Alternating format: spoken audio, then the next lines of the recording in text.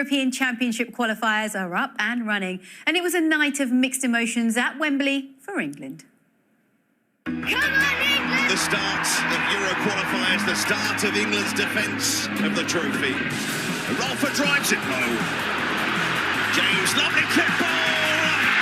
The first goal on the road to the Euros.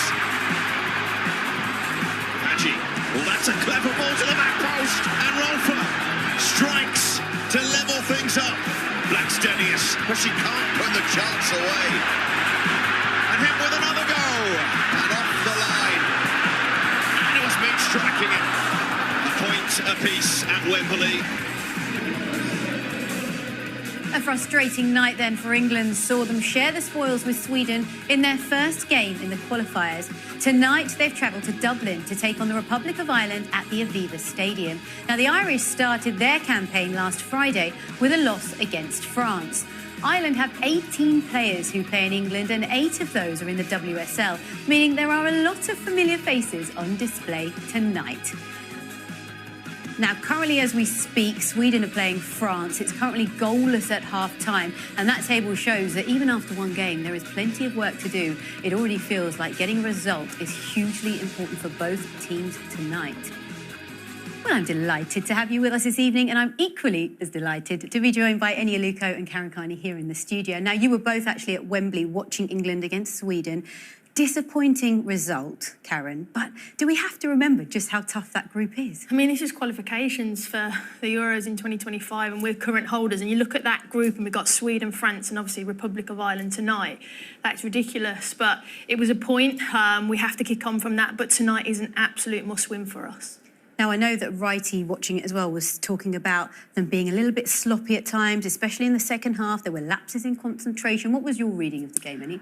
It wasn't England's best performance, but I've got a slightly different perspective in terms of I think England have come out of the game lucky to come out with a draw. They could have lost the game.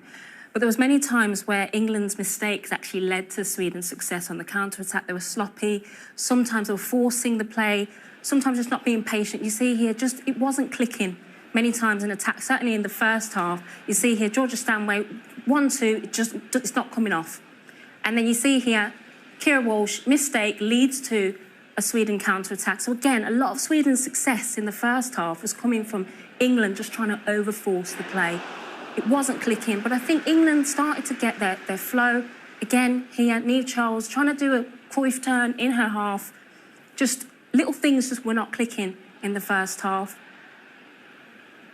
And, you know, Sweden pressure, counter-attack, you know, it led to a lot of pressure and sloppiness. It just wasn't clicking for England. And then obviously it leads to a goal. You see here, just lack of concentration. There should be someone in front of Stina Blackstenius there. Georgia Stanway recognising it's come. You see Lucy Bronze doesn't know what's on her outside shoulder. Lack of concentration, and it leads to a goal. And that is the fine margins in such a tough group. 3 of the top 6 in the world in this group, as Kaz said. Wasn't England's best performance, but I think it's important they came out with a draw. OK, well, let's take you straight now to the team news, because there is some significant team news here. 5 changes from that draw against Sweden. Let's show you where they are. So Hannah Hampton starts in goal. Leah Williamson, she makes her first start in over a year. It's great to see her back in the heart of that defence. Jess Park, Ella Toone and Jess Carter are the other changes in the side. The front 3 remains the same. As for the Republic of Ireland, Eileen Gleeson, well, she makes 2 changes from defeat to France. Both come in the middle of the park. Lucy Quinn and Rusha Littlejohn are in the starting 11. There is a player that you've got to look out for in this lineup, and that's Kira Carusa and Katie McCabe. Now, Katie McCabe is arguably the Republic of Ireland's most important player. She captains the side. She's an Arsenal wing-back. We'll be definitely keeping our eyes on her. OK, let's hear from Serena Wiegman now. Here she is with Katie Shanahan. No Mary Earps with Hannah Hampton starting in goal. Is that down to an injury? No, it's not down to an injury. I think we're in a very luxury position that we have 2 incredible goalkeepers. As we have seen, Mary Friday, she did an incredible job. But I also think that Hannah's doing a great job at Chelsea. She's growing into much and into competition with Mary. So this is a moment for her to shine. Leah Williamson makes her first start in a year. How big a difference is it having her back? Yeah, well, we'll see in the game. Of course, it's really good to have her back as a leader. As I said before, there's many leaders in this team. It's great to have her back. It's great for her, it's great for the team. And hopefully she'll enjoy the game and plays well. Different look midfield with Jess Park and Ella Toone coming in. What was the thinking behind that? Yeah, I think, Friday we saw with Ella Toone with her dynamics and run behind. Also, we think that Ireland will drop a little deeper, that the spaces are small. Jess Park has done really well too at club and has been decisive. It's good in tight spaces. Well, I do think that our other midfielders are good in that too. But yeah, we'll play with a lot higher with our midfielders. So I think that's a good opportunity for them to play. Well, there's lots to delve into when it comes to this team. Hannah Hampton in goal. You're not surprised to see her there? No, I mean, look, Mary's incredible, but I think tonight we'll expect to dominate the ball. And Serena there alluded to that we think Republic of Ireland will sit deep. And Hannah Hampton, you see there, a kick in a distribution. She honestly is as good as an outfield player. So England tonight have got 11 outfield players with her distribution. She can pick players out, pick a pass out. I've said it before, maybe on this show, but I watched Hannah Hampton play outfield for Chelsea in training. She's that good. And I think that's why she's in the team tonight. We hopefully she won't have to make big saves, so she'll be better with her feet. And it's nothing against Mary. I think today's team is based on profile, what is needed to beat Republic of Ireland tonight. I think two other big changes are the number 10s. You know, the Republic of Ireland will bank up. They are very stubborn, very defiant. We've seen it against France. Toone and Park coming in, they're clever. Can you get in those pockets? Can you unlock what's going to be a very difficult defence tonight for Ireland? So I think that's going to be important for England. Absolutely. And if we think about who I mentioned before when we looked at the Republic of Ireland starting 11, Katie McCabe, she's their biggest threat. But tell us why. I played against her and she was so annoying, honestly, because she's a player that you want on your team because she's technically good, wonder of her left foot, brilliant, and you want her on your team because she's the heart and soul of this Ireland team. You don't want to play against her because she's spicy, and she will kick off this rivalry between England and Republic of Ireland. But look, she's phenomenal for Arsenal. She'll probably play left wing today. We've seen her play left back, so she's very versatile, but she's technically gifted. If we give away any silly free kicks, we've seen in the World Cup, she can be deadly. And that's a problem for us, but anything on her left foot, she can put the ball wherever you want it to do. She's that good. And like I said, I'd rather be on might. I'd rather play with her than against her. Exactly. Well, there's a reason, clearly, why she was a nominee for the Ballon d'Or in 2023. Yeah, Katie McCabe's a real driving force. She's got that fight, that fire. And she's stubborn. You know, she's a defiant player. You know, this is an Ireland team that have come out of a World Cup group of death as well, and really did themselves proud. They're in another group of death now in the Euro qualifiers, but they're not going to mind. They're at home tonight. They're going to give that, you know, they're going to play with pride, and Kate McCabe's a big part of that. Now, I know you mentioned that Serena's set up this team to cater to play the Republic of Ireland, but are you surprised she's made that many changes? No, I think they're all intelligent changes. I think she alluded to in the interview, Jess Park, she can get out tight situations. Ella Toone is brilliant at pressing and winning the ball back if we give it away and doing it quickly. I mentioned Hannah Hampton. Leah Williamson, it's brilliant to see our captain, our leader, but technically absolutely brilliant. So we're going to have to find passes. So I think this is a really smart team that the manager's picked, and I think it is one that suits us to play the opposition that we must win, Seema. This is no question about tonight. We're not here to make friends, get a point. This is a must-win. If we're going to retain our European Championship, we need to win this, and we need to obviously qualify. But this is a big game. And you mentioned Leah Williamson. How important is it they have their captain and their leader back? Huge. And it's, you know, Leah's had to be patient. You know, she's had some niggly injuries trying to come back. But that presence, that patience, I think, Leah, on the ball, everybody today for England is going to have to be patient because, as I said, Ireland will bank it up. They'll make it frustrating for England. Can they be patient on the ball? We saw in the Sweden game, sloppy mistakes, trying to force it. Patience is important for every single player today for England, including Leah. OK. Well, on Sunday, football learnt the sad news that Joe Kinnear, ex-Republic of Ireland defender, passed away at the age of 77. Kinnear played for Tottenham for 10 years, winning the FA Cup, the League Cup and the UEFA Cup. He famously managed Wimbledon when they were in the Premier League, as well as Luton Town, Nottingham Forest and Newcastle. Our thoughts are with his family and friends.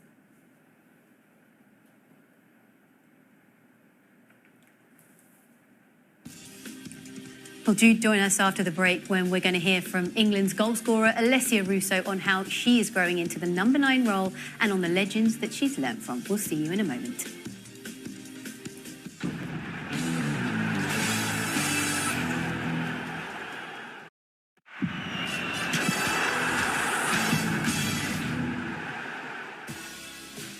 England have played the Republic of Ireland 7 times over the years and have won each time. But surprisingly, they've not met since the 1980s. And at times really have changed. Ireland qualified for the World Cup last summer and then won every game in their Nations League campaign last autumn, getting themselves promoted to League A.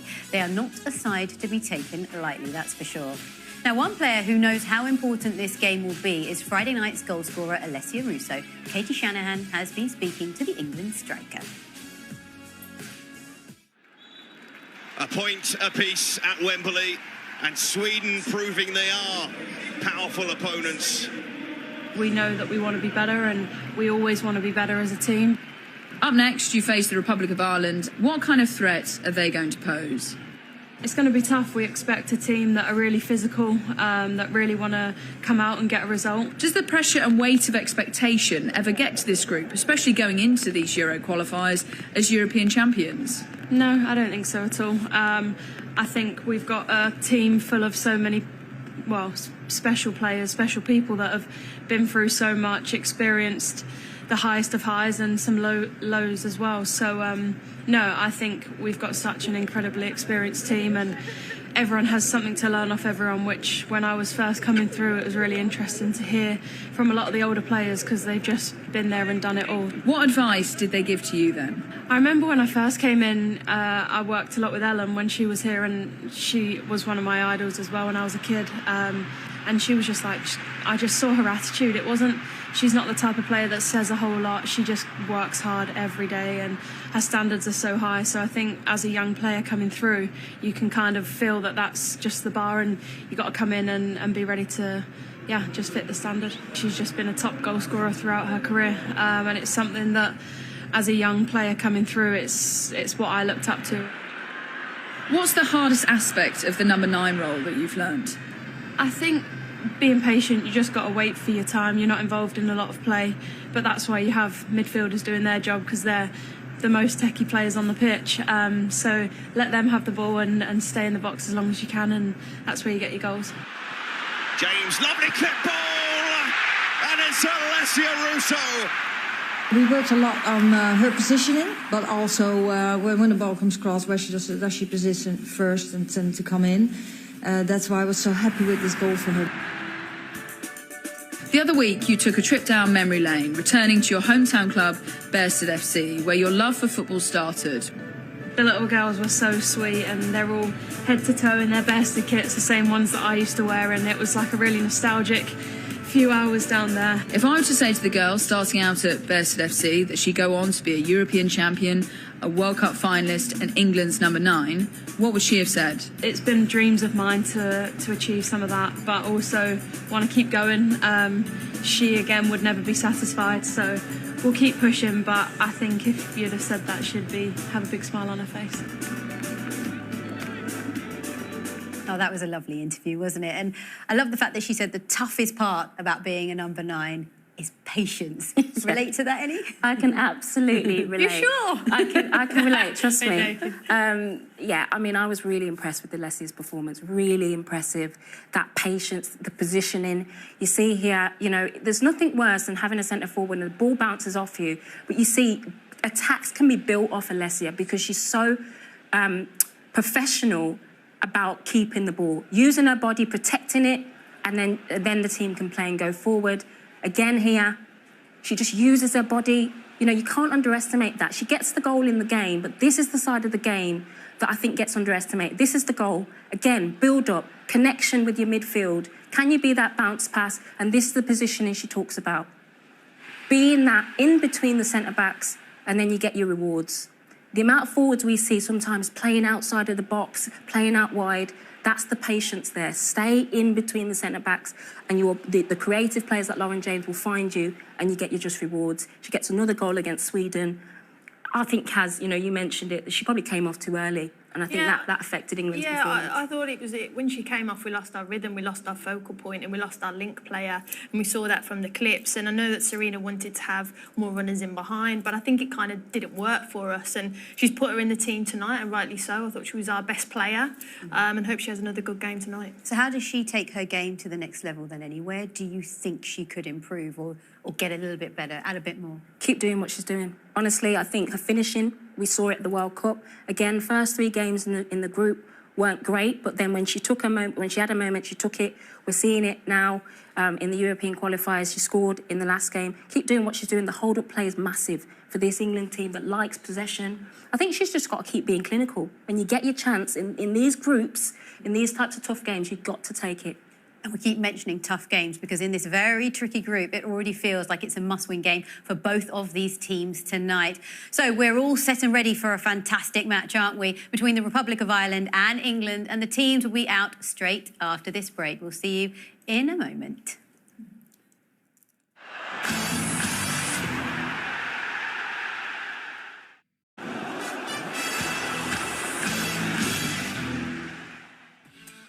Welcome back. We are moments away from kick-off in Dublin as England are set to face the Republic of Ireland. There is the very light show that's been going on, and there are the fans. Now, they're very much up for this. England and the Republic of Ireland have not met each other in 37 years. England, in fact, have never actually played at the Aviva Stadium, and the players are set and ready to walk out. Karen Carney, what are we expecting from this one?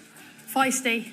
Look, this is a rivalry, take nothing away from it, and both teams will want to qualify. And for England, I mean, former England player myself, it's a must-win game for us, only picking up a point against Sweden. But if we're to beat Ireland, we've got to be full of energy, start from the minute that we get the ball, lots of pace, moving it from right to left.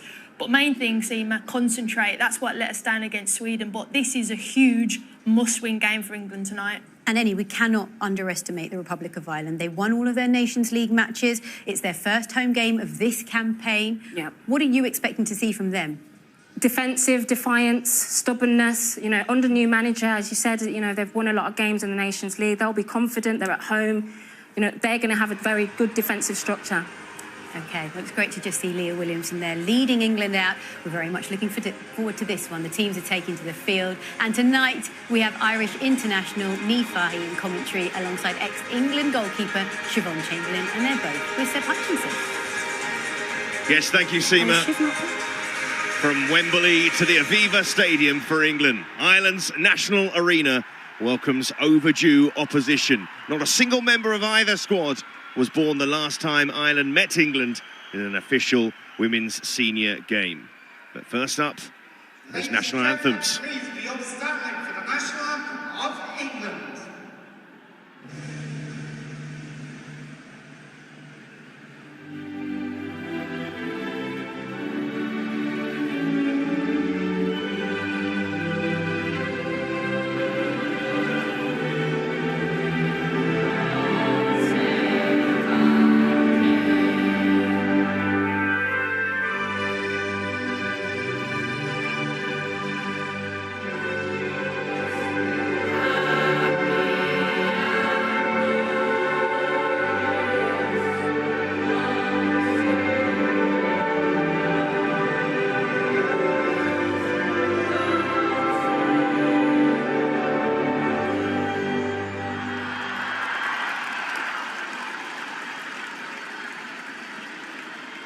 Ladies and gentlemen, please remain upstanding for our well-known theme sung by Lisa Lowndes.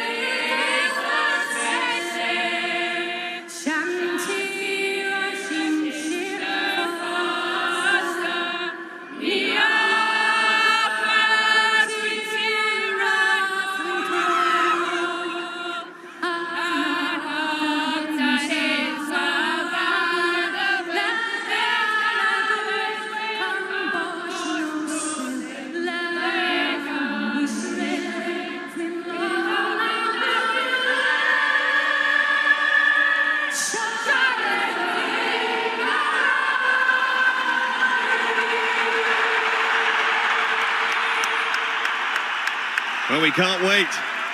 Ireland against England, and all the action after this short break.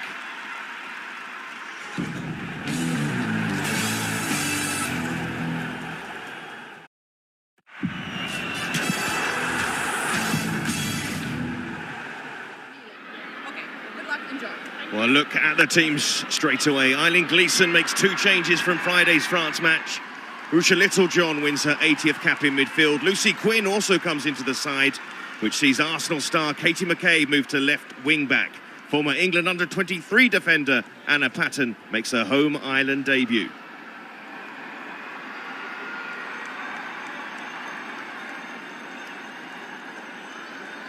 The team news for England, and Leah Williamson is back. The captain makes her first appearance for the Lionesses in a year and replaces Lotte Wubben-Moy in the back line. And she's one of 5 changes from the Sweden game. Carter and Toon come in, as do goalkeeper Hannah Hampton. Ladies and gentlemen, on the reference whistle, you'll ask them to join us in a moment of silence to remember Kelly Healy, wife of Ireland assistant coach Colin Healy, who sadly passed away this week. Her yesterday, you're out and she rests in peace.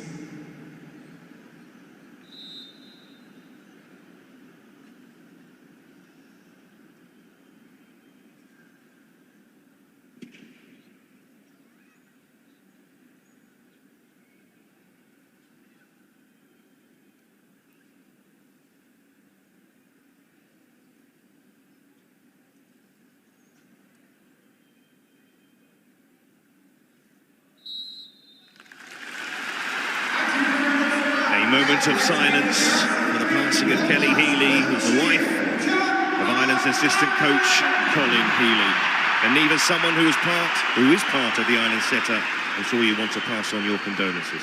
Yes, very sad news at the start of the week, and yeah, we all like to wish our deepest condolences and sympathies to both the Healy and the Smith family on the untimely passing of Kelly.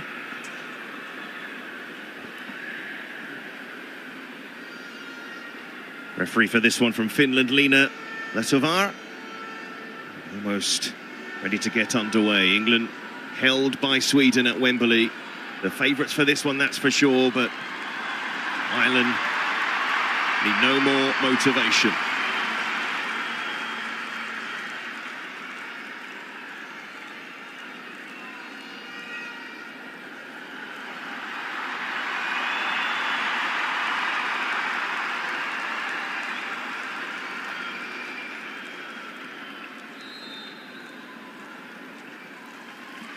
And both sets of players take the knee.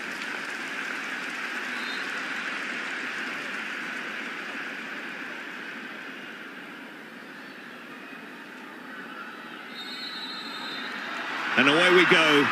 A historic night for these two nations as they meet for the first time in nearly 4 decades.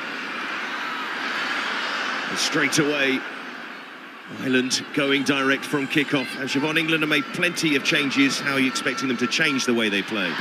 They have done, and they're under a bit of pressure here after that draw against Sweden. I know Serena in the build-up has said this isn't a must-win game, but for me, this is a must-win. If they want to qualify in those top 2 positions, ultimately you want to be top of the group. They need to get 3 points here today. And Neve, Ireland, of course, facing 3 top 10 nations in this group. What can we expect from the Ireland side? Yeah, of course, an extremely difficult group, and after just being promoted to League A from Group B, it's a very tough task with this group. So, like anyone, we have our aspirations to qualify. We know how hard it's going to be, and getting something from this game is going to be a good starting point for us. Everyone expected to pin Ireland back, especially with this lineup that they've selected. Jess Carter, left back today. Greenwood at centre half. Here is Carter.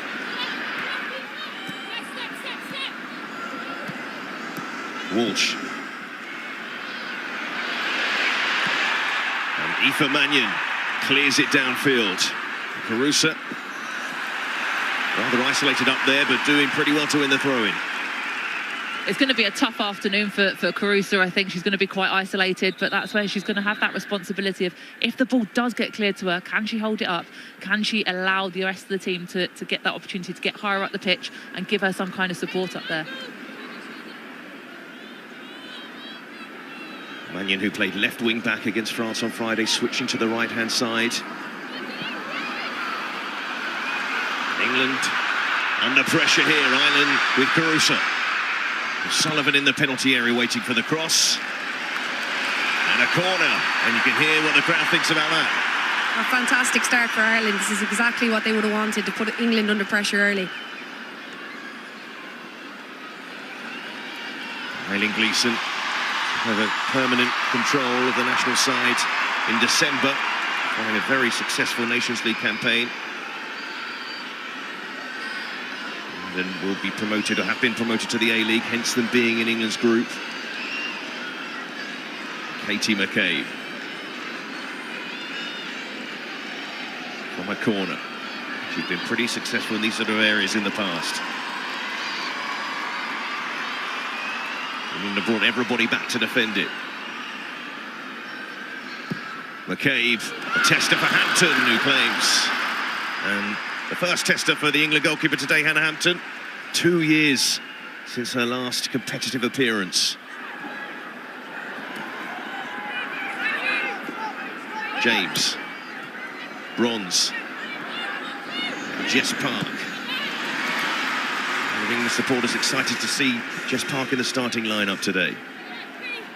There's quite a few players in this starting lineup that I think England fans will be very excited to see. Jess Park definitely one of them. Walsh. And Patton. And that to roll out of play. Well, Anna Patton coming into the Ireland setup. Aviva's a defender yourself. What does she bring to this team? Oh, she adds so much quality. You know, regular player at Aston Villa in the WSL, so that experience and just quality on the ball as well, height and physicality. She's been a massive addition for us and had a very good performance against France on her full debut. Just a second cap tonight. And Carter, over her shoulder. Payne was close by. You can see already the energy from the Ireland side trying to win that ball high up the pitch. And that'll be a free kick to England, but they would expect a bit of this treatment. That would certainly have been in Ireland's game plan. Yeah, for sure. That's going to be, you know, part of our strength as an Irish team. Be physical, be aggressive, and I like to see that early doors from Rusha in the midfield. Get touch tight to them and don't let them turn in that midfield, because that's what England want. England also want Hemp on the ball, and Hemp drifting inside to try and play it across. Could have dropped to a white shirt instead. Mannion couldn't quite keep it in. It will be a corner for England. That's great play down the left-hand side by Lauren Hemp, and you want her on the ball. You want her driving at defenders, 1v1. That's her strength. Good block in the end and out for a corner, but I like the mentality from England early on. Got knocked down, got the free kick, had the physicality against them, but played it quickly, and then you get those opportunities in behind. There's the England corner towards that near post. Start with that near post as well, Ireland know. And they backed themselves at set pieces to defend them, and that was the frustration on Friday, that the France goal came via that situation.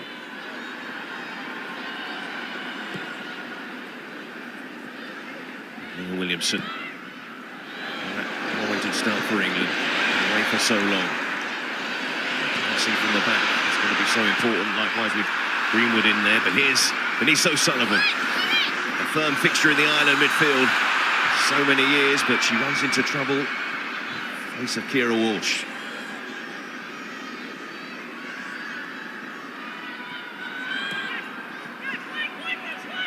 Bronze. James. There goes the challenge from McCabe. Tight to James that time. It will be a fascinating confrontation. Here's Carter.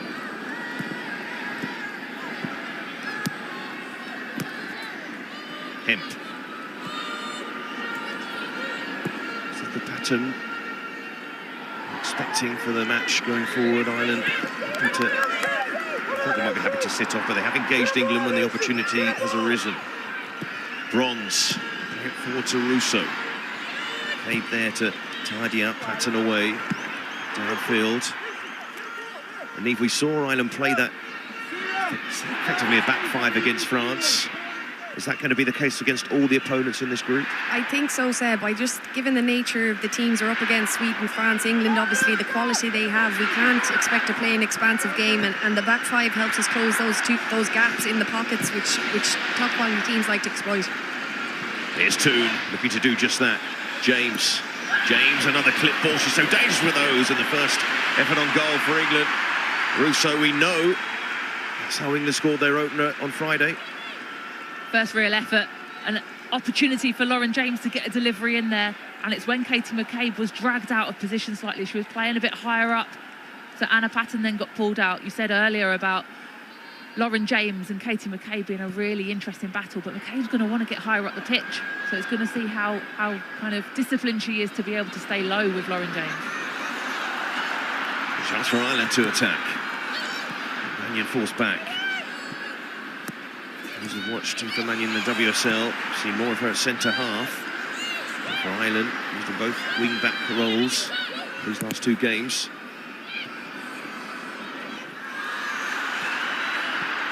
Quinn, Lucy Quinn laying that off to O'Sullivan.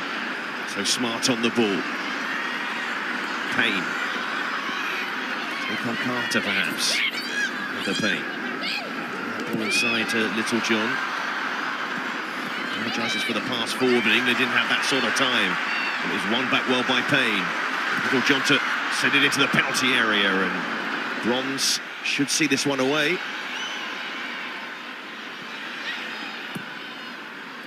Absolutely no suggestion that this was going to be anything of a competitive match for England. Louise Quinn, a lock at the back. In the absence of Nifae, of course. Thank you.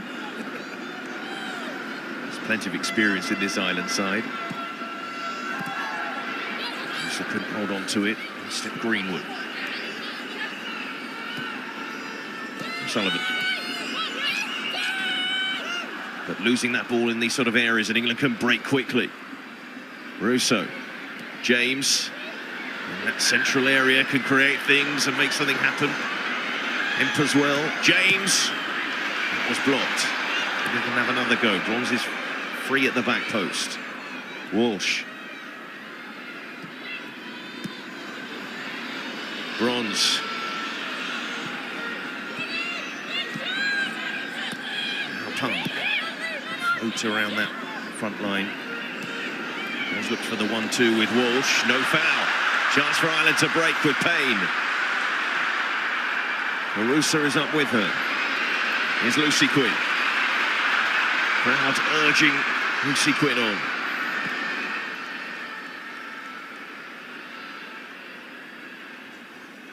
Don't know why it makes me laugh that she's got L Quinn on the back, as if that helps.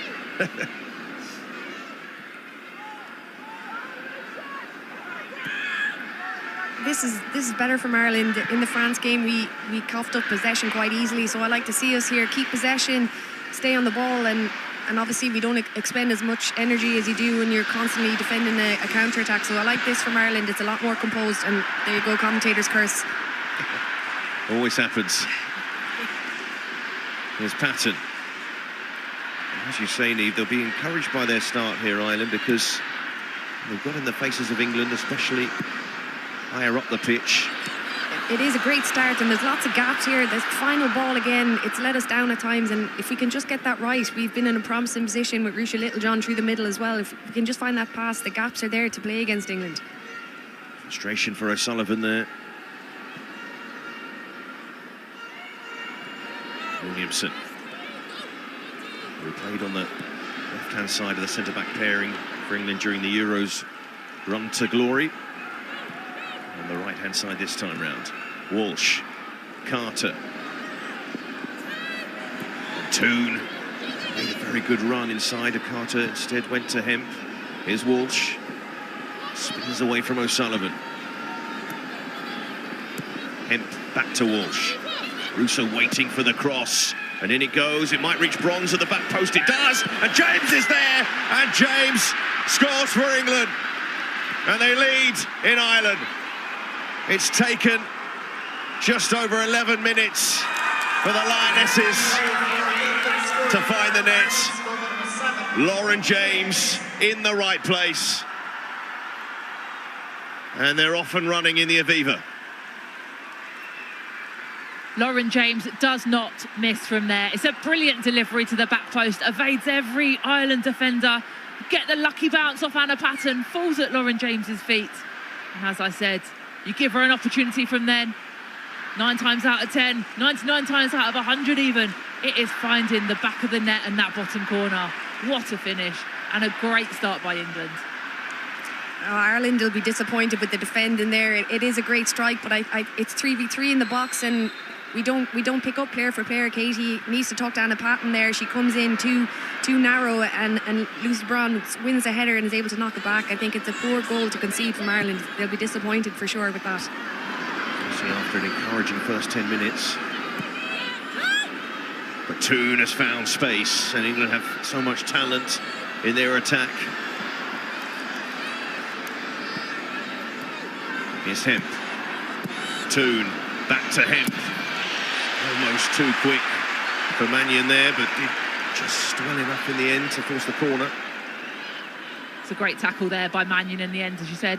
We've spoken about the battle down England's right-hand side with Lauren James and Katie McCabe. This battle with Lauren Hemp and Aoife Mannion is going to be really interesting as well. Mannion's been out injured for a considerable amount of time. This is a tough job, having to now mark Lauren Hemp in this game today.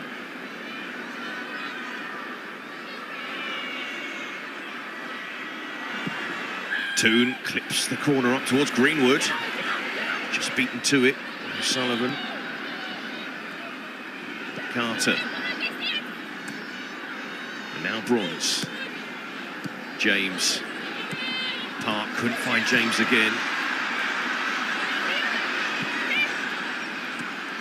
They've got some really good technical midfielders in there, England. Park, James, Ella Toon.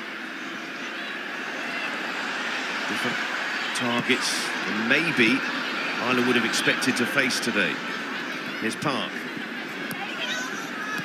James, Walsh, checked back. Littlejohn slid in and no foul.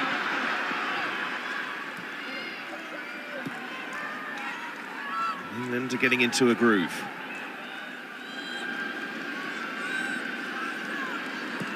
Really patient play there by England down in this corner. Working hard to press Ireland, not enable them to play out. They wanted to pop it around, just being patient, blocking off those areas. And then when they get the chance, getting forwards and getting attacks. Here's Greenwood. To Park. First competitive start for Jess Park. 8th cap. James. Greenwood.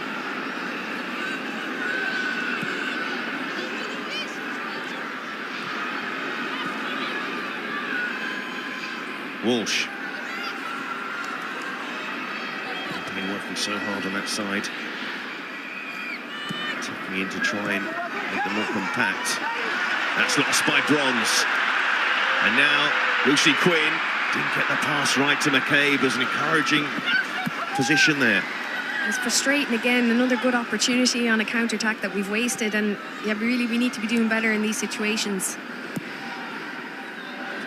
That ball back. Jess Carter. Now Ella Toon. Scored against Courtney Brosnan, the Ireland goalkeeper. 2 weeks ago, Manchester United beat Everton. Of course, so many of these Irish players have faced these England players before for their clubs. Here's Greenwood. And Hemp. Walsh. Lucy Bronze completely free of the back post again. As Hemp will hang it towards Bronze. McKay got something on it. And the Park. England convinced there was a handball there. And the referee is pointed to the spot. Well, Ireland can't believe it. It took some time. But it will be a penalty to England.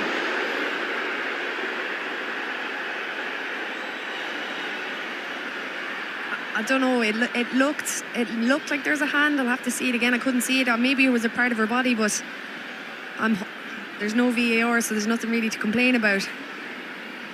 She took her time over the decision, whether she was waiting for the assistant to give her a call, but you can see here your arms are raised, you're in the box, you're taking the risk, and for me it's a penalty.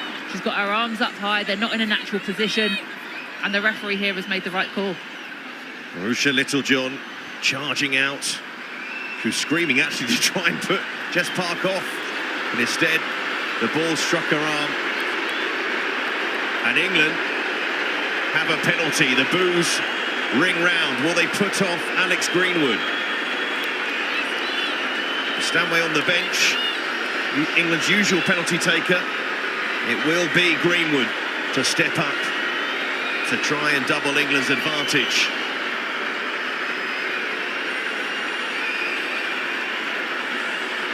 And the Ireland fans behind Courtney Brosnan's goal, hoping that Greenwood will fail. Greenwood doesn't fail, and England are 2-0 up.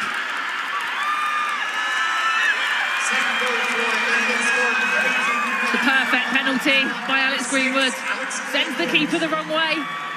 Powerful side foot straight into that bottom corner. With Georgia Stanway not on the pitch, England have no concerns. Greenwood steps up, slots it in. 2-0 England. A great start.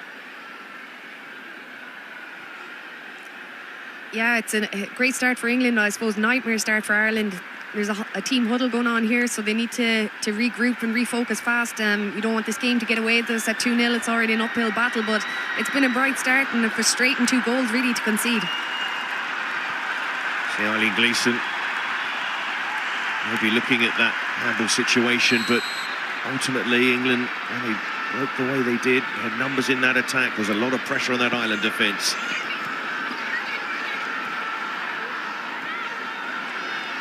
Patton will go long. Caruso. They were looking for a free kick. Certainly Kira Caruso not happy one wasn't given.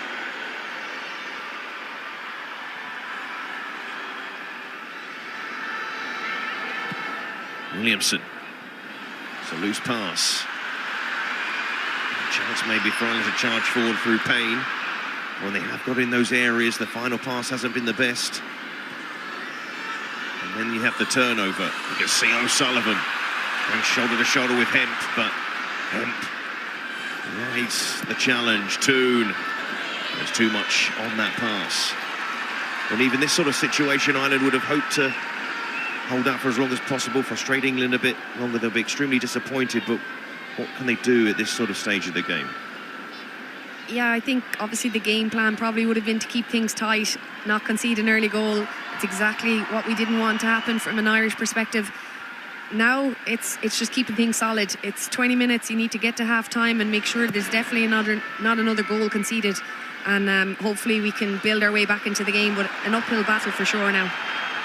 And here is McCabe. So good one for Louise Quinn, but she dealt with it well.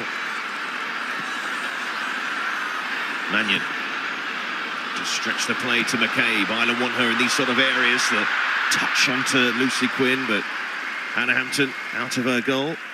And we heard Karen Carney talking about Hannah Hampton and what she offers to this England side, but as a former England goalkeeper, Sean, what can you add? Yeah, look, Karen Carney was perfect with her explanation.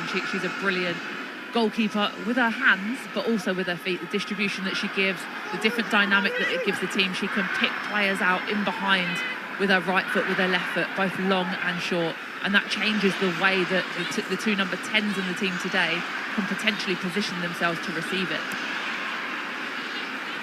Of course, a run of starting for Chelsea, who are one of those in the running to win the WSL. Manchester City, top at the moment. Chelsea with a game in hand, 3 points behind. Walsh, James. Hemp and Bronze again charging forward. Her presence in itself is causing Ireland issues. Walsh. Walsh again, tries to slide it back towards Hemp. And England do have options whenever they're on the ball. A chance maybe for Ireland to break. Littlejohn. Did well, but too many white shirts around her and no free kick. The Park runs into trouble as well. Caruso needs help. Stepping forward is Williamson. certainly been competitive in the challenge between the two sides. McCabe, and she couldn't get that ball under control. I suppose when you're under so much pressure and you do get the ball, Niamh, it's tricky then. It is, and don't underestimate the shift that the Irish team put in against France. We were without the ball for a long time, and that takes its toll on the legs, and I'm sure even now at 2-0 down, those legs are feeling even heavier. Here's Hemp. Getting it back once more. Carter. Williamson. She'll look for James, and the flag goes up in the end. But just a moment to talk about Ireland and the strides that Irish footballers made qualifying for the World Cup for the first time. It's been huge. It's been a momentum shift on the break now with Katie. Hopefully something can come. Here is McCabe. A good reason to hold that thought. Mannion. Payne. Back in their shape. Littlejohn tried the first time pass, but it was loose, and England able to get that ball back and under control again through Williamson. Please, Niamh, go on. No, as I was saying, the strides that have been made by Irish women's football has been massive over the last 5 years. I think qualifying for our first major tournament in the World Cup in Australia and New Zealand was a watershed moment. The growth of the game has been huge. You see most of the girls are playing professional away from Ireland, abroad, in all the top leagues. So, no, Irish football is in a really good place and continues to grow as well, which is fantastic. The players playing in the States and then WSL. It's Carter gets that pass back to Williamson. Just Ireland's luck really to face England, ranked second in the world. Sweden not that far behind, and France as well. Three of the best sides in world football.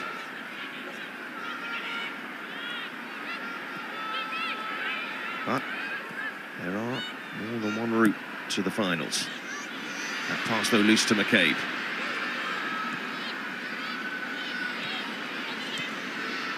Patton. England holding that high line.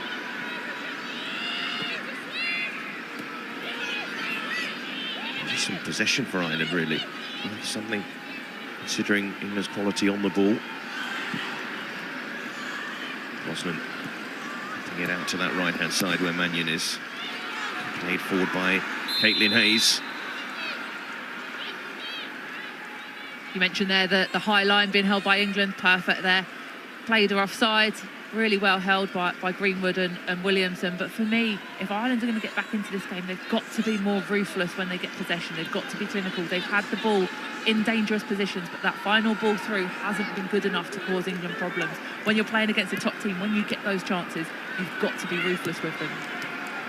England now popping the ball around with confidence. Greenwood out to Carter. And Toon inside to Walsh, back to Toon. Toon plays it forward, away by Louise Quinn. And Park. And that's, of course, one of several issues here for Ireland. It's the fact that some of those England attackers can move around that front line, can play across that front line. Here's Carter. Toon in space to clip it into Russo. He hasn't seen too much of the ball so far, Alessia Russo, but England have seen a lot of the ball. I think, like you said there, Seb, those two 10s in Toon and Park, picking up those pocket spaces. Ireland's back five, those outside centre-backs, they don't know whether they can come out and put pressure or stay in the shape because you have Hemp running off your shoulder, if you have James coming off your shoulder. So tactically, I think that's causing Ireland a lot of problems at the minute. I think Lauren James, for me as well, is one of the biggest problems in there because she's not holding her position out wide right. She's coming in and making herself another number 10. Lucy Bronze is coming out high into that wide right. So then you've got potentially three number 10s you've then got to pick up. Russo on to James, flag's gone up. But Lauren James at the moment, as we've seen so often, just plays her game and it so often feels a level above. She does. She's brilliant. There, she didn't quite hold her line. That's a couple of times she's been offside. She's got the pace. She's got the physicality to be able to make that run, even when she holds it. So for me, I want to demand more from her. I want to say you need to pull out. You can hold that line and you can still make that ball through and finish on goal. As we approach the half hour, and undone by a penalty. Alex Greenwood. After the opener from Lauren James. Where will this fall? Williamson, and that's what she really brings to this England side. Didn't rush the clearance, played the pass out, and England on the front foot. Here's Hemp, and Hemp going round Mannion, in towards Russo. And the referee has given another penalty to England. And Ireland aghast. Louise Quinn asking, are you sure, referee? Oh, I don't know about that one. She's trying to play the ball, I think, to make a clearance. Where does she want her arms to be in this situation? I think it's very harsh. I think if the referee took her time over the first one, she didn't take her time over the second. You could say it's harsh. Your hand's in an unnatural position, it's above your head. She has no time to react to it because of how close it is. But if your hand's high... I think it's ridiculous, really. Where is she meant to put her hands in that situation? She's trying to get across the defender and her hand's in an unnatural position, but she's not trying to block the ball. I do think it's very harsh on Louise there. Louise Quinn very, very upset. But Alex Greenwood, a chance here to score 2 penalties for England in one game. And 2 handballs from Ireland. She disagrees. It's Greenwood, another penalty. Oh, she can't convert that one. And behind it goes. And I imagine there'll be some in Ireland feeling justice was done. I think so, Seb, but I've got my Irish hat on. I'm glad that's hit the post, so maybe, you know, we needed a break, and that's maybe it in this half. Like, you've got a little bit of extra luck there as well. It could have so easily hit that post, come back off the goalkeeper and in for an own goal. But yeah, it would have been a difficult decision to potentially, well, it wasn't a difficult decision, but would be harsh on Ireland to now be 3-0 down in this game with 2 penalties. But they're not. Alex Greenwood hitting the post. So it's as you were, 2-0.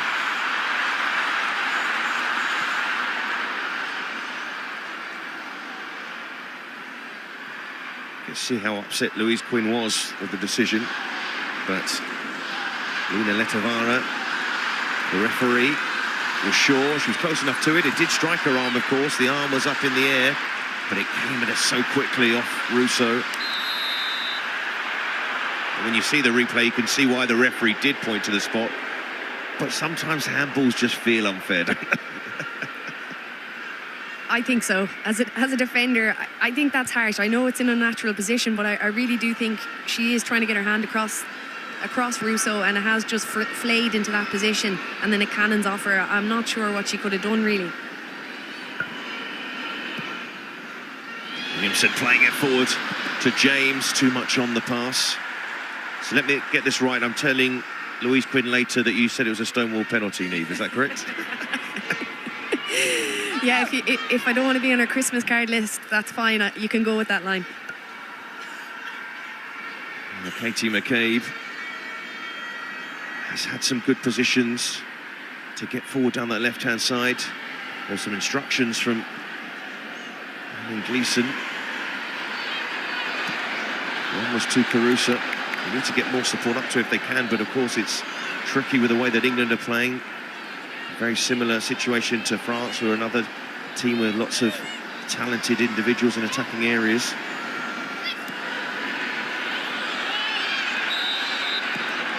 The flag goes up again. Just to have a guess, but an educated guess, what Eileen Gleeson would have been saying to the team there. Well, from looking above, I think it would be, you know, keep possession of the ball better in those counter-attack moments. I think she was speaking to Lucy, and Lucy has been guilty of it there at times, just giving the ball needlessly away under pressure, and also get up and support Ciara Carusa, who's who's very much a lone figure there up top. Her and Heather Payne also need to support her better, and I think that's what Eileen might be giving instructions there. Lucy Quinn has gone into the front two and is dropping to collect this ball now and help it on to McCabe. He's under a lot of pressure there, McCabe, with that pass. Bronze, James, who just sticks to her feet.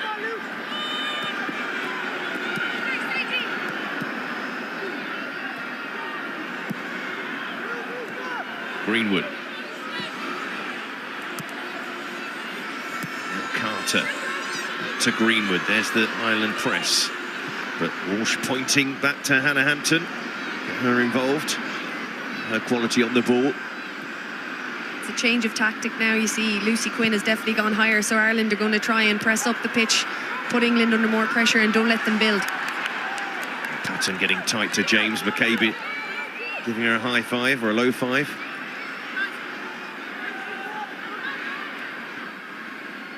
Patton, former Arsenal player. Katie McCabe would have known during his time at the club.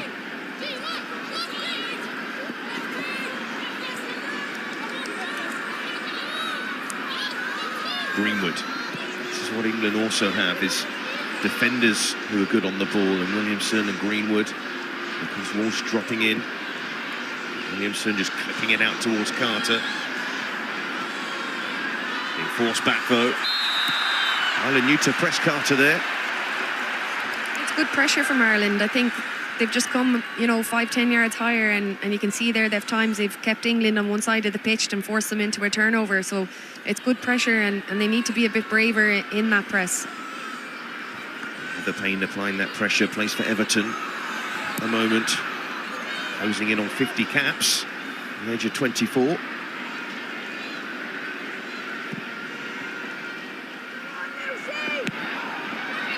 McCabe. Foot in from James. She's limping from that foot in. Able to shake it off.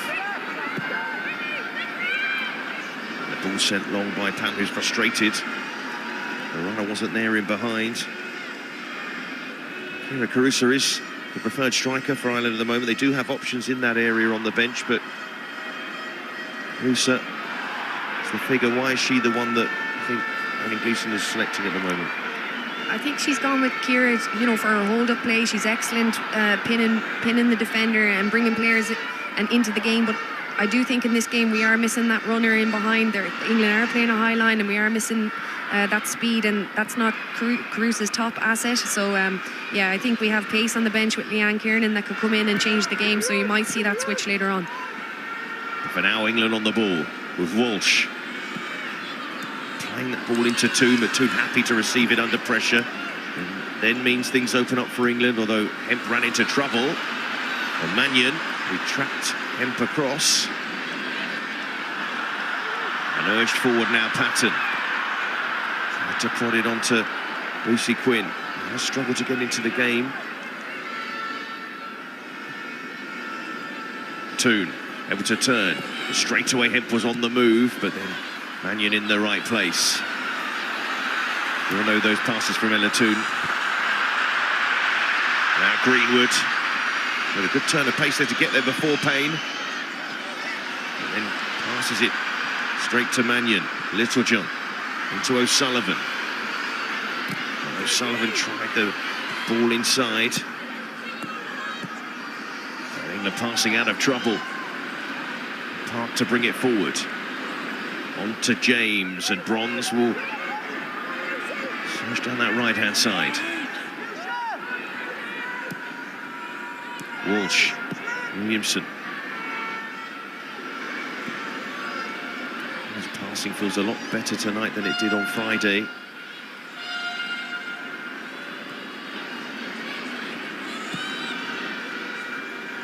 Here's Williamson. James. And the referee in the way. Apologises as well. Lauren James is that good. She thought the referee would join in and play with her, play a little 1-2 off her heel. Didn't quite bounce as she'd maybe hoped. England on the attack again. At the moment, comfortable with his 2-0 scoreline. Ireland have made it uncomfortable on occasions, but not enough to knock England out of their stride and get them this advantage that they have. Neil Williamson back in an England shirt. Greenwood. Up to Carter. Room for Walsh. Hemp trying to cushion it to Toon. You can see the counter press from England when they do lose the ball. They rush to win it back after losing it. Here's Caruso. Strong challenge going in from Williamson. Thought she might just take it as easy as possible. That's a tackle from Williamson. James looking for the corner. And Brosnan makes the save. She actually hasn't had too many saves to make so far. She hasn't, but that was a comfortable one for her. That tackle from Leah Williamson there, brilliant tackle. Enables this break and counter. And Lauren James just tries to curl it. Just place it into that bottom corner. Doesn't quite get enough power on it. She's got the power with that left foot, but didn't quite connect with it, and comfortable in the end for Brosnan.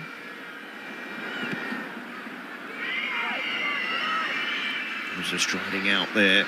Challenge in from Toon. Payne does well. Mannion play it forward to Caruso, but England have dealt with that sort of pass so far. Sullivan getting that back, appreciated by the crowd.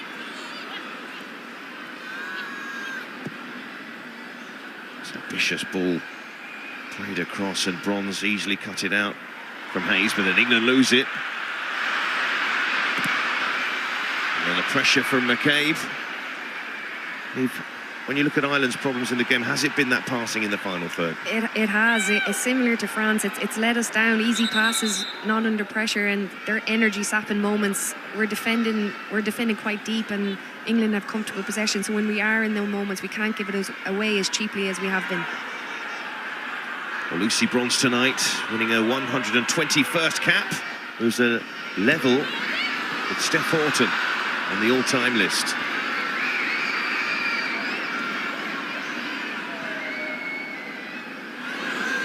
Here's Hemp. Carter.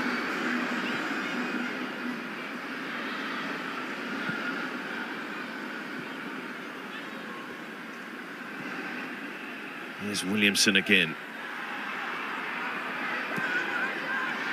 James.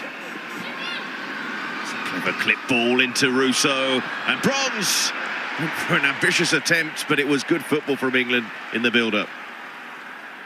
Incredibly ambitious from Lucy Bronze, but it shows you the type of player she is. Gets forward at every single opportunity, always on that front foot. And there, as the ball touches that first touch, just comes away from her a little bit and, yeah, goes quite away over that crossbar. Well, for Ryan Gleeson at the moment, will be disappointed with, well, both penalties really being conceded, although only one was punished in the end. Element of misfortune with the way the ball fell to Lauren James in that penalty area from an Ireland point of view, but even so, here's McCabe. Dispossessed by Park, and there's Lauren James. And Toon to look for Russo, too much on the pass. Well, everything for England's going through Lauren James as well. He's having a very prominent first half, but what a chance here for the Toon to play in her best friend in football. It's a great through ball from her, just a little bit too much power on it. I'd like to see there her just drive. The back line were dropping off her. Keep going, get higher and higher. It's a loose kick from Brosnan. Ireland on the ball, Littlejohn. He's across to Louise Quinn. It's a good ball to McCabe. And McCabe will try and switch the play across. Now Payne is asking a lot for her to get there before Carter. And Carter just eases it out of play. Siobhan, with Carter, seems to be basically a defender who can play all across the back line for England, and that's probably the main reason why Serena includes her in all her squads. She is, but it's really interesting because Serena Wiegmann said pre-match that she was in because she'd have to secure it a bit defensively. She's a lot higher up than Niamh Charles probably was against Sweden, so she's definitely playing more attacking. So it's a really interesting point that Serena's made, that she'd need to be more defensive. I've seen her so far up the pitch today. It's been great seeing her join in. And she's, as you said, she's got that ability to do it right across the back line. I don't need to ask that same question about Lucy Bronze. We know where she's going to be for a lot of the game, trying to get into the opposition penalty area, which has caused Ireland issues. Carter, get away from Payne. Back it goes to Greenwood. And Walsh, shifting that ball on. Again, that pass through isn't quite there. And Brosnan gets her hands on the ball. She had a very good game against France. Very big player for Ireland. She's learning off one of Ireland's best at the moment as well. Emma Byrne amongst the goalkeeping coaching staff. Ireland give the ball away again. James wanted it back. The flag's gone up. And maybe Ireland a little fortunate there. Incredibly fortunate, with Lauren James being the one who would have received it. It's a loose pass from Katie McCabe. You don't expect to see that from her with her quality. But as the ball comes through here, Alessia Russo is strayed offside. And repeated again when Lauren James has got on the ball. I feel like something's going to happen.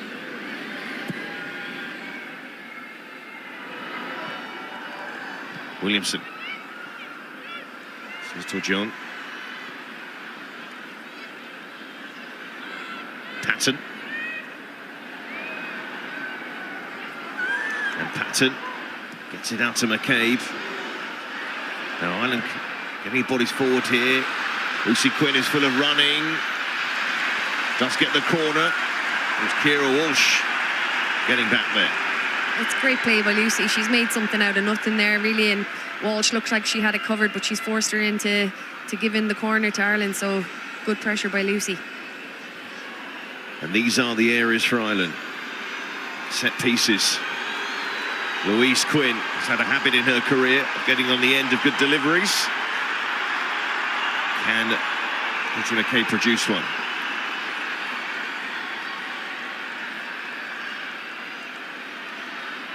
As we go into added time in the first half, something to lift the crowd in the Aviva Stadium.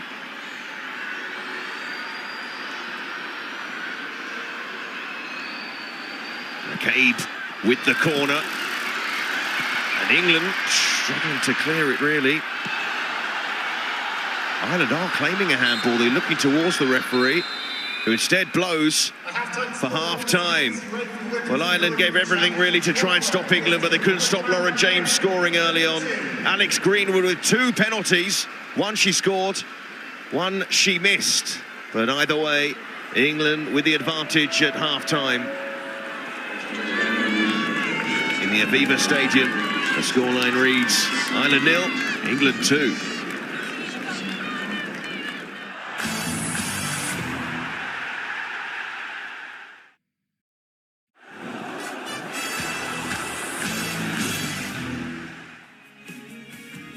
The Lionesses lead at half-time. A deep cross there from Kira Walsh.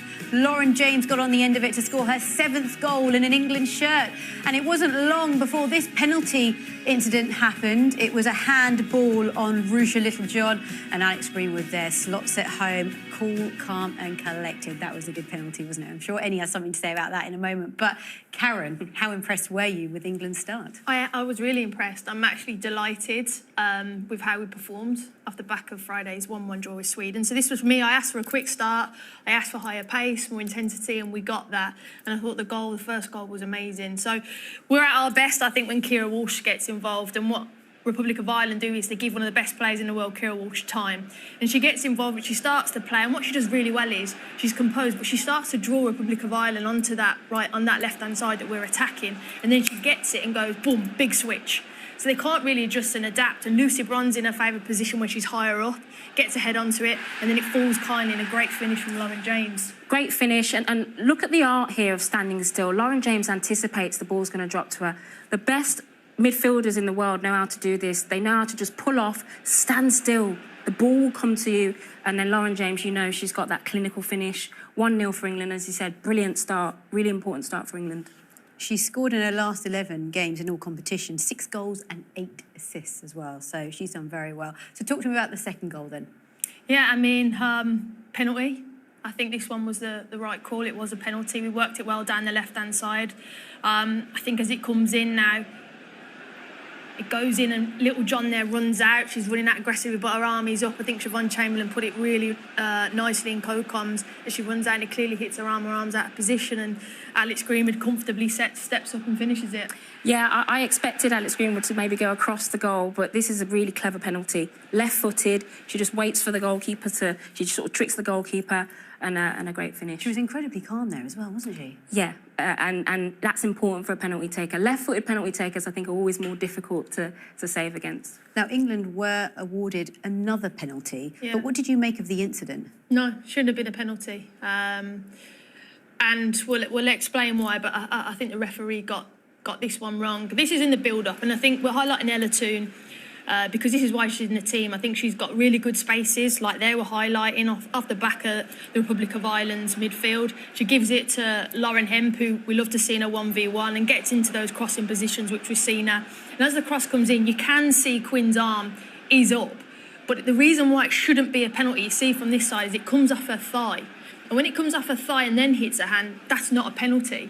So for me, the referee's got that decision wrong. And look, it's a second penalty stepping up. Alex Greenwood isn't usually England's penalty taker because of the changes tonight. And as a penalty taker, when I played myself, it is difficult when you get 2 in one game. And unfortunately, she didn't get it. But maybe from an Ireland's perspective, that was justice because it shouldn't have been a penalty. Yeah, that's the word. I think justice was served. Never a penalty in terms of it hitting Quinn first. It's always difficult, the psychology of taking a second penalty. I can imagine. Arguably, do you change it? Do you let someone else take it? Because it is quite hard. You go the same way. But all in all, a really strong performance from England. We talked about the patience. We talked about that possession. Really nice play for large parts of the first half. No shot from the Republic of Ireland as of yet. Did you expect to see a little bit more from them? Look, I think England have been brilliant, and we expected Ireland to sit in that deep block, and I think they would be disappointed to concede that goal, and then their game plan changes because you go a bit more expansive and you leave yourself even more vulnerable. So I think the game has panned out how it was, but I am impressed with England. But 2-0 is still not a great scoreline, so I think the next goal is important. Yes, absolutely. We know this game far too well to know 2-0 is never a safe scoreline. So what will we see in the second half? Serena Aviva will be extremely pleased with what she's seen from the Lionesses so far, in stark contrast to what we saw in the first half against Sweden. However, will we see a reaction from Ireland in the second half? We're back in a moment.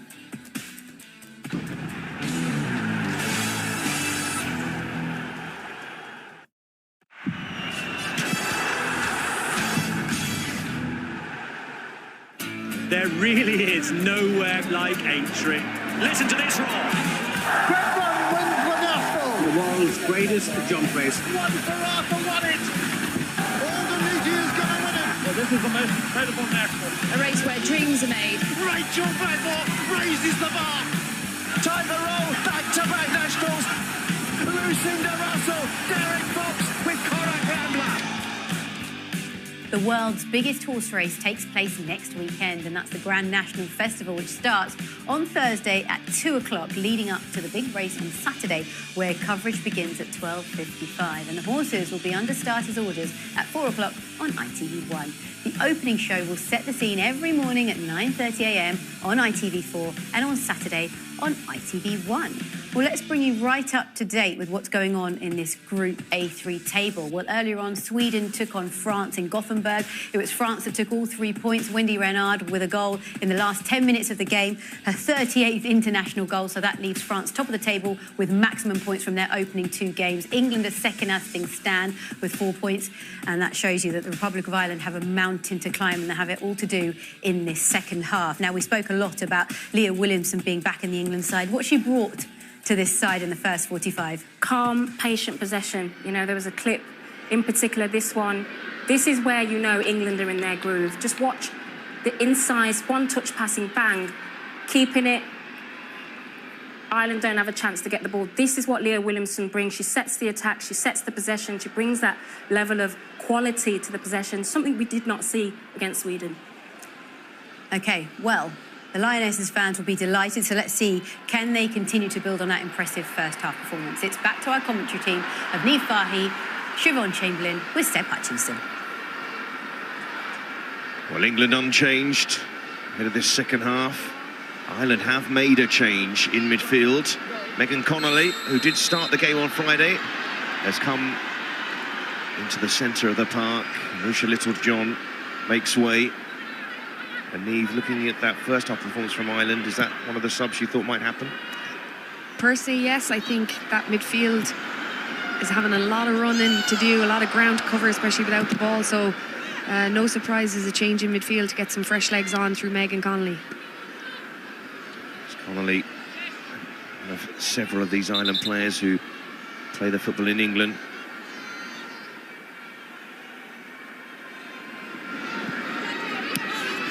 And pinning Ireland in from their own throw-in. Russo, Walsh, left by Toon, onto him. Well, England have enjoyed themselves out there in many respects in trying their link-up play. Serena Wigman selecting so many attacking players, ball players.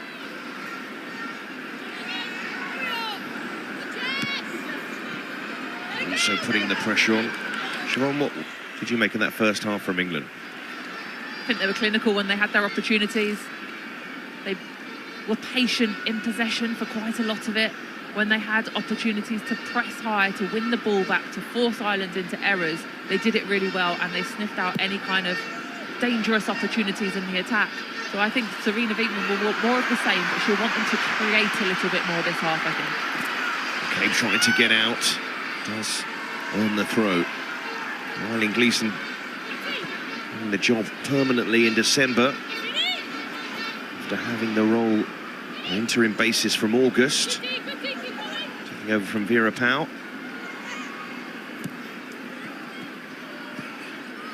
And Ireland trying to get out of their own half early on here. And a big reason why she got the job permanently in the end was their Nations League campaign in Group B, where they won every single game. Home and away victories against Northern Ireland, Albania and Hungary, which led to Ireland being promoted into League A and essentially being in this group with England, Sweden and France. The French sitting pretty at the top. 2 wins from 2. Big win for France to win in Sweden. Hampton confidently playing that ball forward. Russo get it under control. Connolly.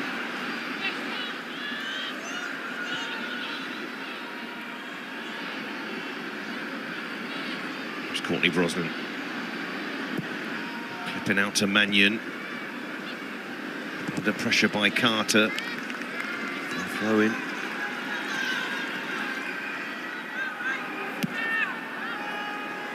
Well, we saw in the first half Riley Gleeson trying to get the players to get up in support to Caruso up front, who was isolated for so much of that first half. These sort of positions where Connolly wins it, but the touch is heavy and allows England to nip in again. But they had a fair few of those sort of situations, and even they could take advantage of them. Yeah, they have, and that's really been the frustrating part for Ireland. We have been in those good opportunities, and we've seen the passes here, but the touch and the pass has let us down. Bronze, McCabe high up the pitch where she wants to be. Niamh, you spoke in the first half about the different options that you have if you bring Leanne Kiernan on. How long does she leave it till she brings her on the pitch? I think she needs to make a change sooner than later. We're 2-0 down and we need to get this crowd behind us. They haven't had much to get behind us apart from the first 10 minutes when we made a bright opening. Leanne Kiernan gives you that pace in behind. She gives you something different to Ciara Kruse, who's very much a hold-up player. And I think, given how expansive England have been at times, maybe the Irish midfielders have been reluctant to play that ball in behind because they know that's not Ciara Kruse's strength. So Leanne Kiernan gives you that immediate pace in behind option. Leanne Kiernan, a club teammate of Neves at Liverpool. Best place to know what she can offer to this Ireland side when she comes on.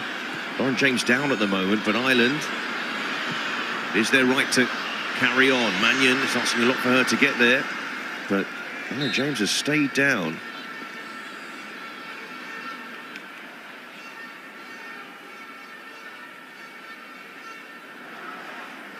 She doesn't look too happy there, whether she's going to need the physio to come on. You can see as the challenge comes across from Katie McCabe. Well, there was too much in it.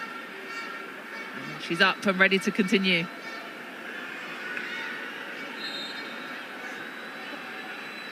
That's good news for England, based on her performance so far.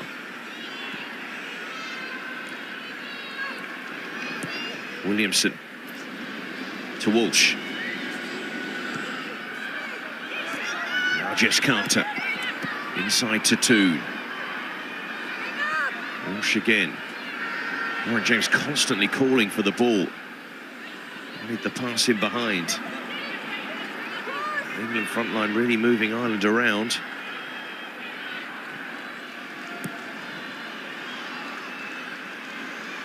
Hampton. Started one competitive match before this for England. Away to North Macedonia for World Cup qualifying. Great pressure from Ireland there. We can see they're a lot higher in this second half, and as good as Hannah Hampton is with their feature, still forcing the ball into a 50-50 area, and we've given away possession again, but initially it was a good press. McCabe stays down as England come forward. And Park turning. Ball, though, just going behind Rousseau, but there's Carter to mop up. And here's Greenwood. To McCabe, back to her feet. Carter trying to help it on to Greenwood.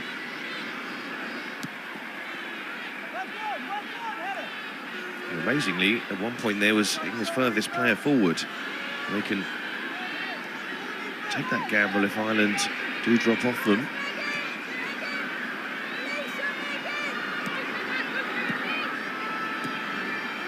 Two ball-playing centre halves that England have.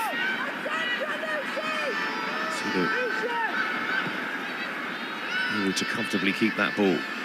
It's interesting, you heard Annie and Kaz doing the commenting at half-time about the impact that Ciara Walsh has had on the game. This second half, Caruso has dropped in deep on top of Ciara Walsh and trying to stop her having the same kind of impact.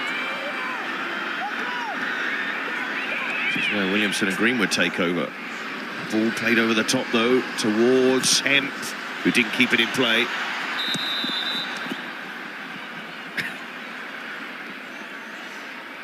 I think Lauren James still fancied having a swipe at that one.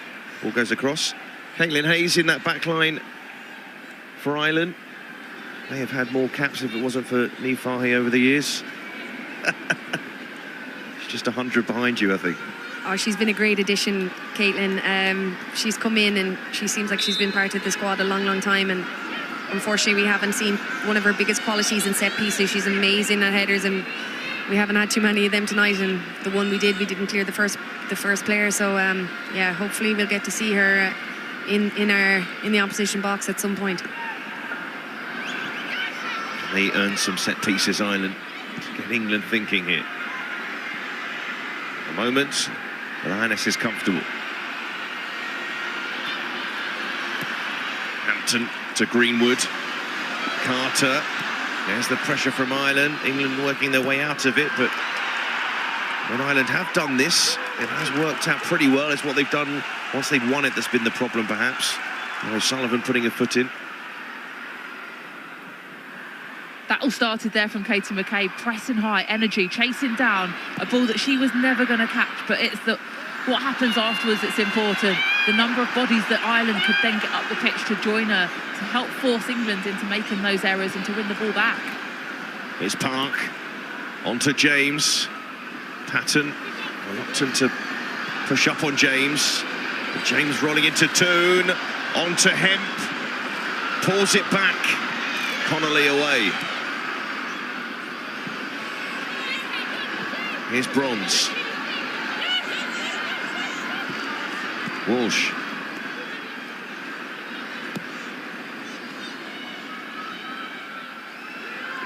Greenwood. Now Hemp.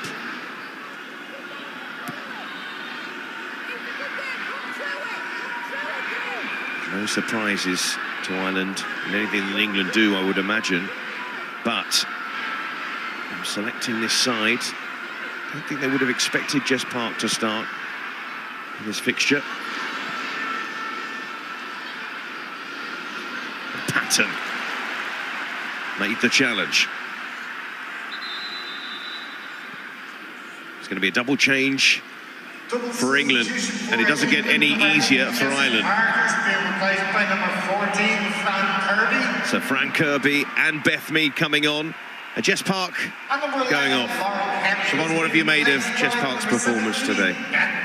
She's done well, she's worked hard, she's found those pockets. It's been difficult for her because there's been so many bodies in there, so it's hard to get that opportunity to receive it, to face up, to drive forwards. But she's a young player, it's a big game for her, and she can be proud of her performance. And Niamh, from your point of view, you know, they've worked so hard, Ireland, and then England bring on Mead and Kirby. Oh, I mean, the strength and depth of England is frightening. And just when you think, you know, you might be weakening a team by bringing on 2 new players, you're strengthening it, and fresh legs again, and an already tired Irish team. It's a defender's nightmare looking at the 2 that are after coming on. So Fran Kirby, who didn't play a part in the Sweden match, was into that midfield area. Williamson playing that ball over the top and slipped as she played it. It almost worked out. It's a good starting position there by Courtney Brosnan, though. She's done that time after time today. Every time it's come through to her, she's been on that front foot, ready to come and make that claim and take off the pressure from her defence. Good pass from James to keep England going forward. Kirby, Mead.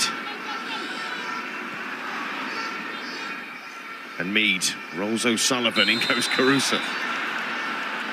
It's quite a clear foul. And the forward, who is especially the first line of defence really for Ireland in this game. And England taking the free kick quickly.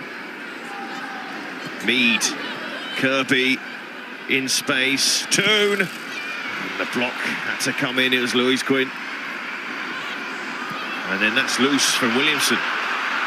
But again, Ireland, not for the first time in this game, missing out on the opportunity to break. And I think Niamh just threw a microphone over the side of the stand. I don't want to sound like a broken record, but again, these opportunities are coming and we're just not taking anywhere near advantage. And hopefully we might see Leanne Kiernan soon, and that pass might be released a bit quicker, knowing our strengths in behind. Themselves in those areas on more than one occasion. The break hasn't been completed. It's Greenwood. Carter. Walsh. Lovely feet from Kira Walsh.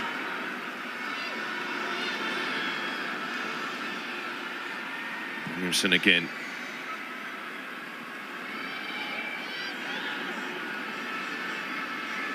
Greenwood. There's 2 handballs in the first half, which in the laws of the game were both handball. But Greenwood could only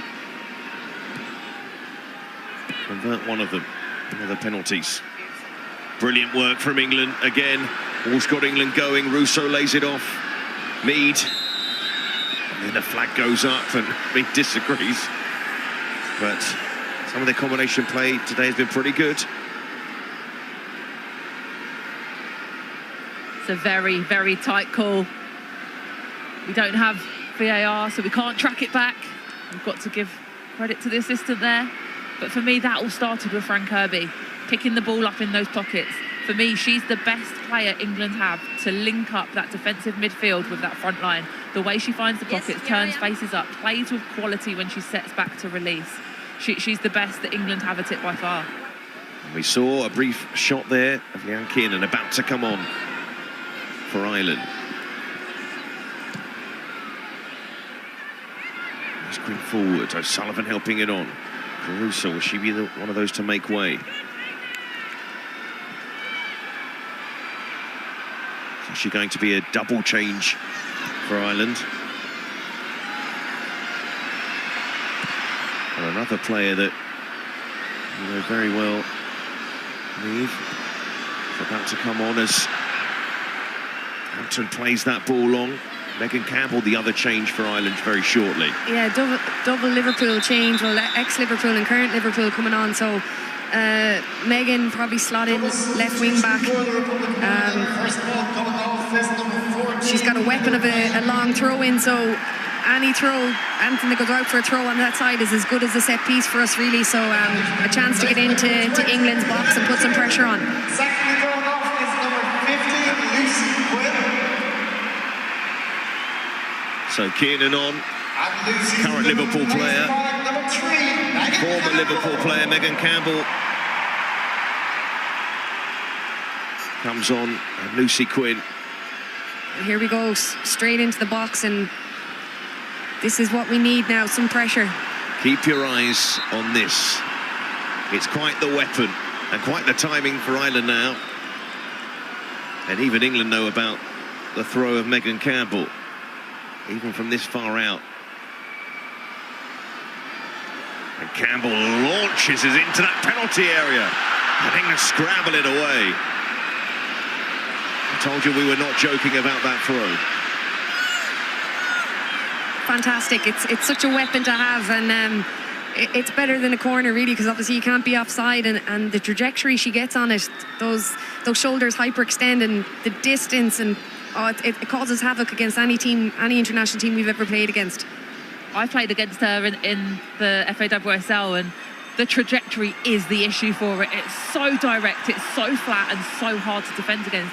If Ireland start getting a few more throw-ins a little bit higher up the pitch, so she's a bit closer in, it is a real risk. Stephen Carter there making sure it didn't go out for a throw-in. Well, that's the decision you have to make. You know, who knows? Sometimes it might be even better to hit it out for a corner, because here we go again. Well, you can hear the crowd who've seen that first throw from Campbell, and Hampton put under pressure, had to put it out of play. This one, this time round for Campbell, is a bit closer.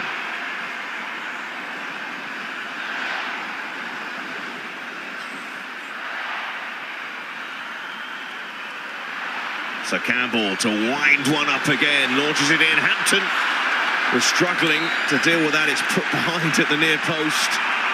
Oh, the crowd is up now. Megan's given us a big lift there. The Irish crowd are getting behind the team, and this is what Ireland needs, some sustained pressure. The panic in that England defence. Kira Walsh putting it behind her own goal in the end, but France felt this as well on Friday. McCabe, what about from a corner? McCabe, Hampton doesn't come for it. England clear it away in the end. It was Williamson that time. And then Kirby forward. Now is the break on here for England? Mead, try and drive forward. Connolly does well to hold Mead up. So Ireland can get the bodies back. Kira Walsh much more comfortable when the ball's on the ground. She genuinely looked cheesed off on that throw-in. Here is Walsh again. Walsh to James.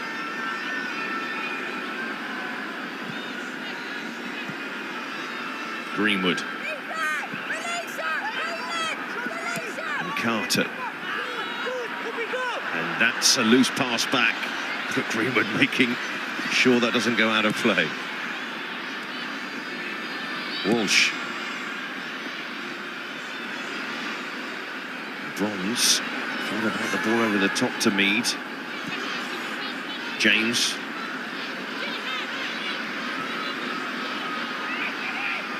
Toon.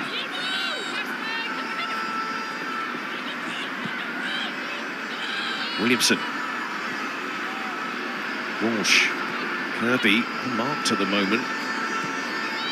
So is James.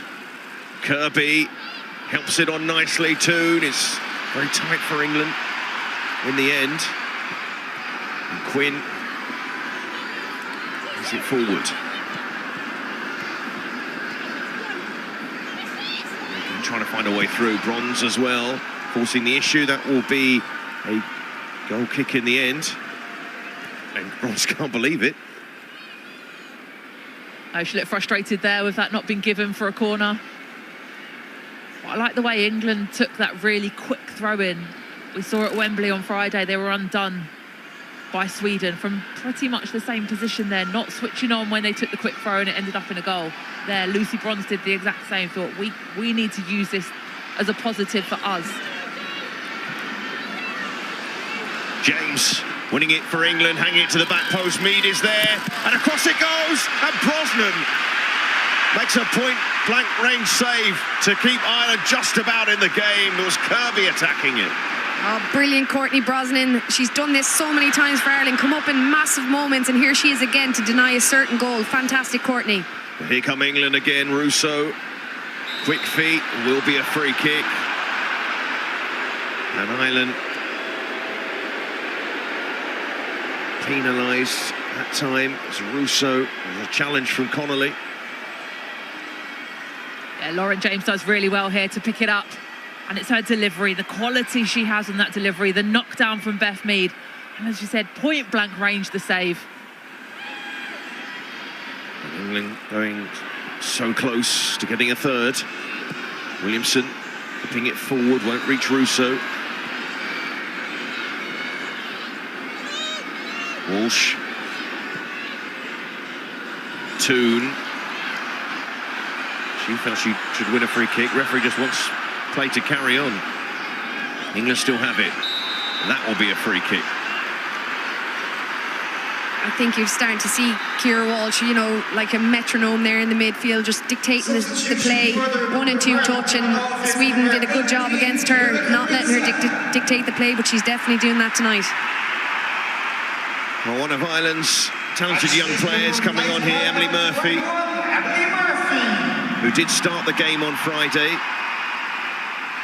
Ex-Chelsea youth team player, but burgeoning talent in Irish football, and she's coming to that front line. But for now, right now, Ireland have a set piece to defend, and Greenwood over it. Greenwood to swing one in. Moves Quinn away. And Toon, tidy, and fancies a goal, and over it goes. That would have been an absolutely brilliant goal by Ella Toon. The footwork, the touch, taking it out away from 2 players. Just couldn't keep it down underneath that crossbar. Ended up hitting the stanchion behind. Towards Kiernan. Can Ireland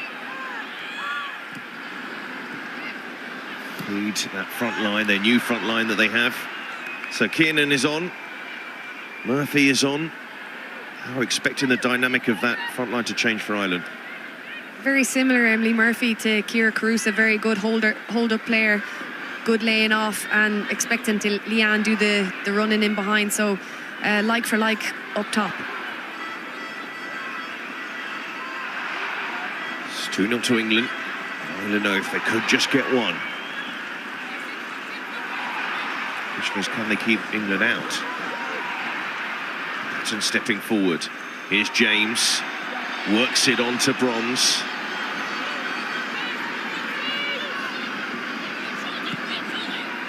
And James again.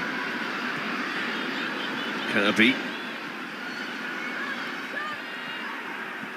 Walsh works so hard to try and put England under pressure on the ball.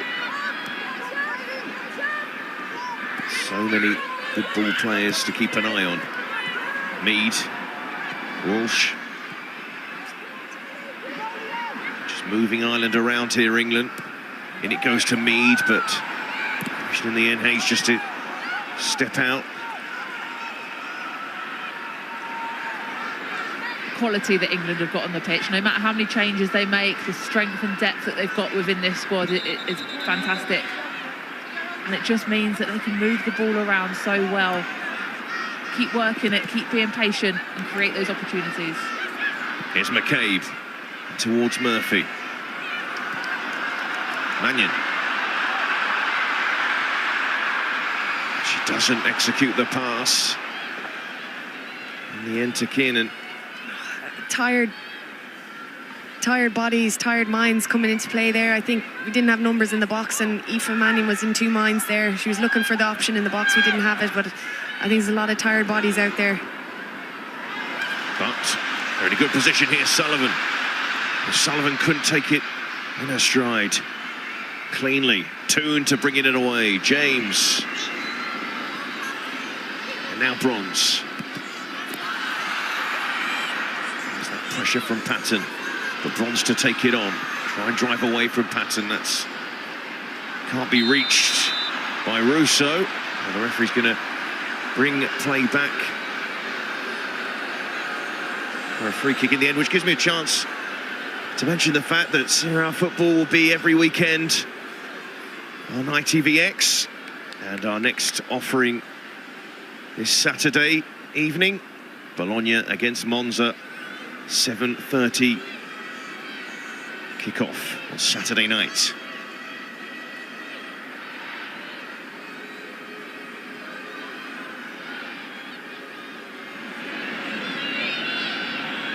That's what Gleeson wants Kiernan to do.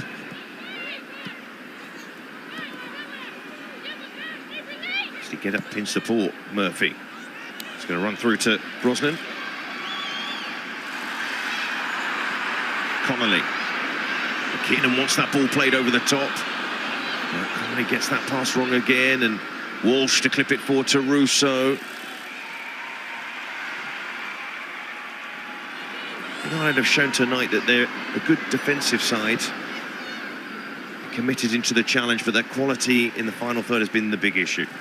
Yeah, and us and Ireland are a work in progress. You know, this is new territory for us. We've just been promoted to the top group in League A, and you're playing against the European champions, we know, and as much as we've been solid, we need to work on going forward, and that is something we need to get better. But these games are going to bring us on, playing the likes of England, playing the likes of France, improving our game. That's going to bring the team on no end. The potential is there. The pressure on Hampton is there. Although Hampton did put the ball out of play because Carter was down. And a shake of the head from Jess Carter here. And of course, this is the last game of the international break.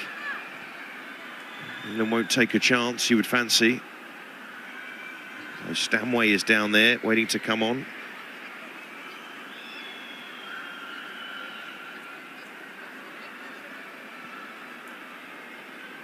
Carter seems to be okay. With the games that Chelsea have got coming up and the injuries that they've got at the back, I'm sure Emma Hayes will be pleased to see Jess Carter back up on her feet. Absolutely. A tight title race in the WSL, and Chelsea have the small matter of Barcelona in the Champions League.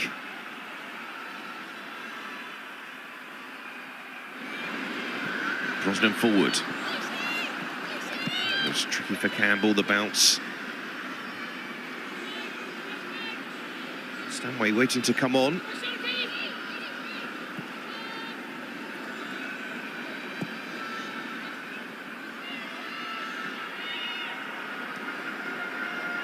Carter.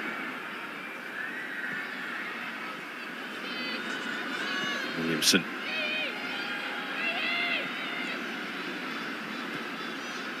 Comfortable for Leah Williamson so far. Greenwood goes long, looking for Kirby. Of course, Leah Williamson is a player that both of you have seen come through as a teenager at Arsenal, and has blossomed into a great captain for England. So far tonight, unruffled.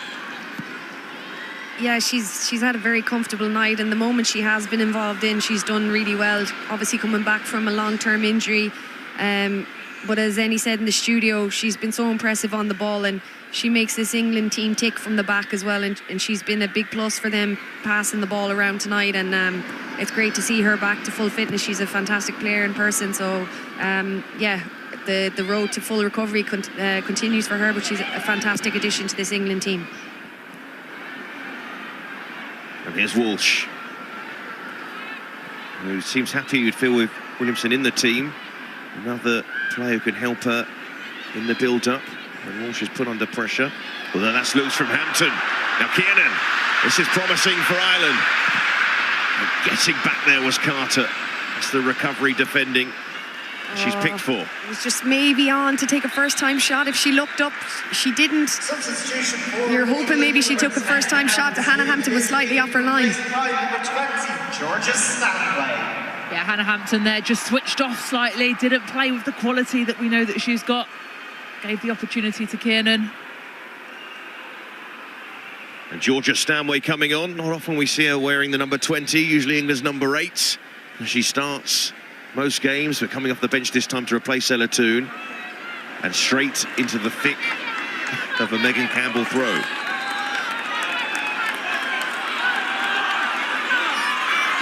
Katie McCabe looking for the short option. It's not going short, Katie. In it goes for Campbell. Hampton got something on it. And helping it back in there again.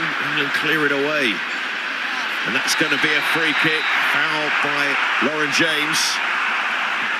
Katie McCabe territory. Most definitely Katie McCabe territory. It's that dangerous throw in again. Hannah Hampton gets a good punch to it. Managed to get it out. Lauren James has got her facing away from goal. She just mistimes it. She didn't need to make the tackle there. Just keep forcing her backwards. As you said, dangerous territory here for Ireland.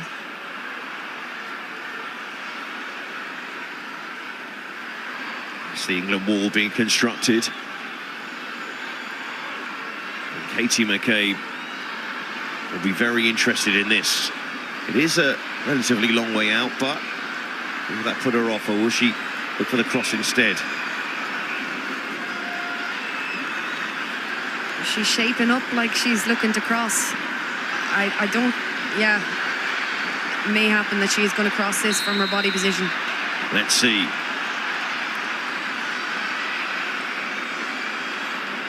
Chance here for Ireland. Katie McCabe over the ball. McCabe clips it in. Quinn's arriving. Across it goes. It's asking to be put in. They were queuing up, and instead it's only a corner. His goal about is begging to just a toe even. Louise Quinn does fantastic. It's just behind Caitlin Hayes, but oh, what an opportunity. Fantastic from Fran Kirby there. Last-ditch defending, gets her toe on it. In goes the Ireland corner. Kiernan couldn't get that ball under control to keep Ireland going forward. But then Lauren James gives it away. Sullivan in with a challenge. Better moments here for Ireland. Oh, such a shame that didn't go in 2-1. It would have made things very interesting. Obviously, complete domination by England, but all it takes is one chance and Ireland could be back in this game.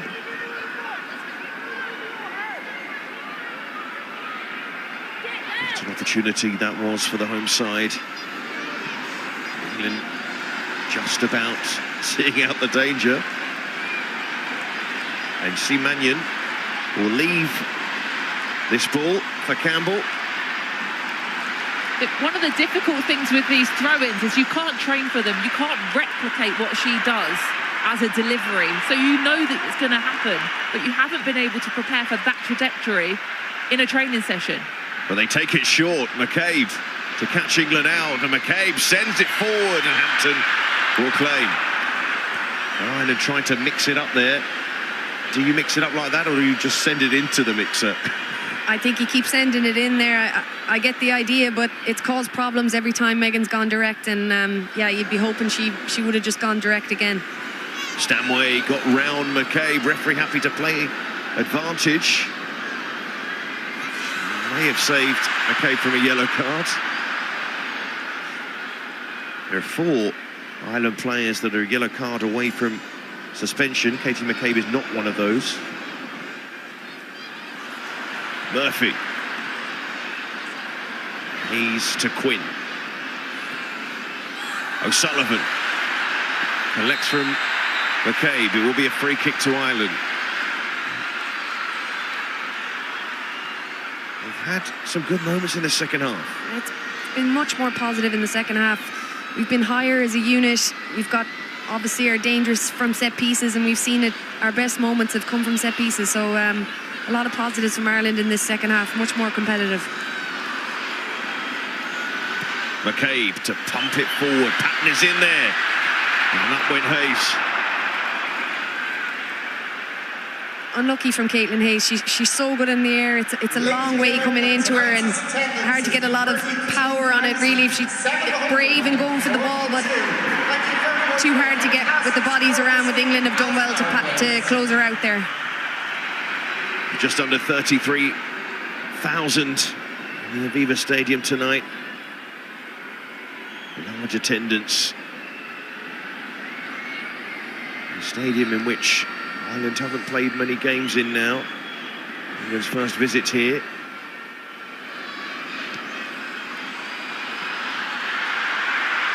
Kiernan. Connolly. He's forward. O'Sullivan. Shields the ball, wants it back from Kiernan. So it goes to Mannion. And the ball forward to Murphy. Greenwood.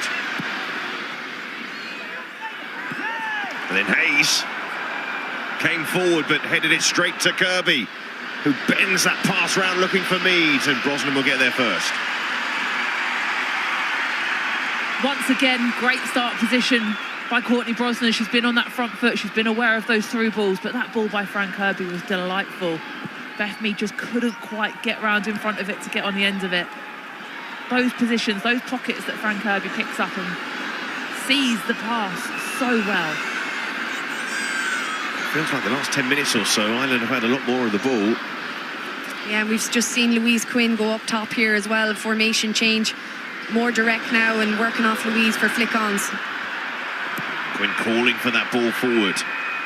Murphy, Quinn, helped it on nicely. Here's Katie McCabe. Held up enough by Bronze. Campbell sends it in. There's plenty forward here as well. Good pressure this from Ireland. Kiernan.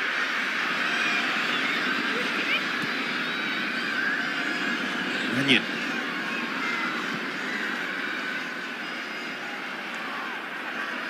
Straight away with Quinn going up top.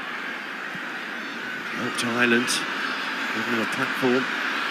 Here's Campbell to take on Mead. Try and go round to the England forwards. And Mead has conceded a corner. Great work, Megan Campbell, to win a corner in that position. And initially good defending by Mead, but forced the corner.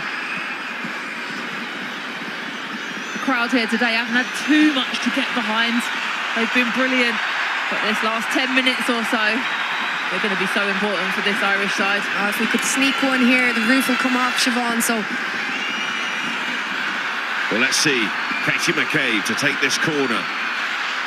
Plenty of targets in green. Into the back post it goes. And Hayes was free, but it was straight at Hampton. Ireland have had their chances. Here's Mannion. And England at the moment feeling some pressure. Kiernan to pump it long towards Quinn. Quinn helping it onto Patton, who's also still up. Pressure on Greenwood and Williamson back there. O'Sullivan. O'Sullivan. Terrific ball in, and it was Quinn attacking it. And it's a goal kick. Oh, it's so unlucky. First by Caitlin Hayes. Here it's Louise Quinn. I think it's is that a corner? No, it's come off Louise Quinn. She's just not able to direct it on goal, but in fairness, Hayes has attacked it well, and she couldn't do much more there. I think Hannah Hampton is in a good position. I'm going to stick up for the goalkeepers here. I think Seb said, came straight at her. Brilliant footwork to get herself across goal, get herself in line and make that save. It's not always easy being a goalkeeper. The ball played forward. Russo on the shoulder of Patton.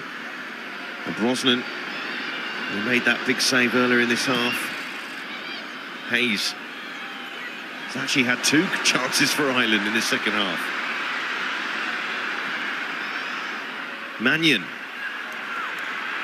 Serena Wiegman not happy at the moment as the ball's played forward to Quinn. And it bounces nicely for Hampton. The direct play from Ireland is causing a lot of problems. And the crowd is not liking Hannah Hampton laying down on that ball and taking her time. But as a former goalkeeper, I would have done exactly the same.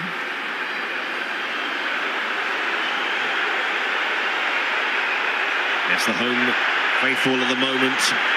Desperate bang. Brings to get on with it, and Hampton needs to wake up because she felt that should have been stopped. Instead, Ireland taking advantage. No, McCabe straight at her. Hannah Hampton relying there on the referee to blow. She didn't. You've got to blow there. She's standing right in front of her. She's jumping to make an attempt to win the ball. It's a free kick. There's no question about it. That would have been very interesting if Ireland had put that in the back of the net. Well, what's happened to England at the moment? They're going to make a double change. Substitution for England. Number 7, Lauren James, is being replaced by number 16, Chloe Kelly. Well, Lauren James is going to make way. She'll be the first one. The second will be Alessia Russo. And Eva said this the last time England brought some subs on. They're now bringing on Chloe Kelly and Rachel Daly. It's not fair sometimes. No, it's not fair. I mean, an abundance of riches. Sometimes you wonder if you might have a few Irish passports. Rachel Daly, that's questionable. But no, they're a fantastic team, and yeah, it just does not get any easier, Seb. And that ship has sailed, Niamh. You can always try. I have to say, England have certainly been trying in this second half. And in many ways, again, they can take a lot from this second half performance, if not any points from this game. For sure, so many positives in this second half. We've had our opportunities.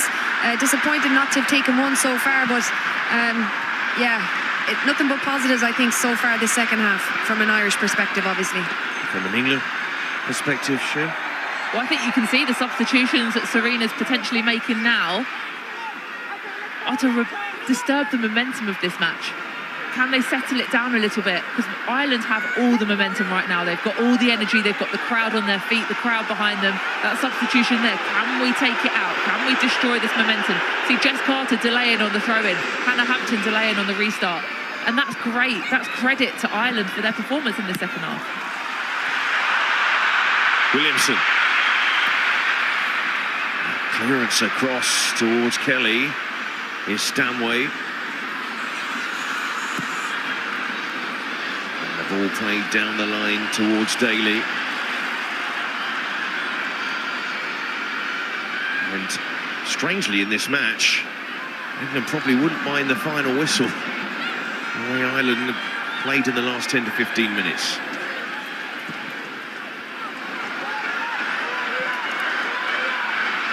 Greenwood. Kiernan, who's made an impression since coming on. Yes, she's done well. I think Leanne has added a lot of pressure, freshness, and obviously in behind as well. She hasn't got in behind too much, but she's definitely done well bringing others into play as well. Carter into Stanway. Trying to just carry that ball upfield. Leanne Kiernan gives you that energy as well, doesn't she? She gets the crowd going, she gets that buzz in the stadium, which we probably missed a little bit in the first half. And that gives an added dynamic to the rest of the team. Yeah, Megan Campbell as well. Like, you just see the throw-ins and the havoc and chaos it causes, and obviously the crowd gets behind us as well when we have her on the pitch. So Leanne and Megan in particular have made big impressions on this game. Here's Stanway. Bronze. with France beating Sweden. They have 2 wins from 2. England here, making sure they get over the line with this one as Kelly runs it down the line, but McCabe is there. We'll go behind for a goal kick, but England face France next at St James's Park.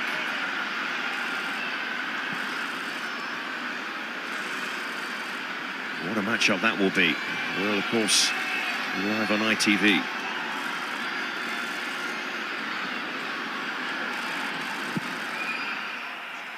Brosnan going long.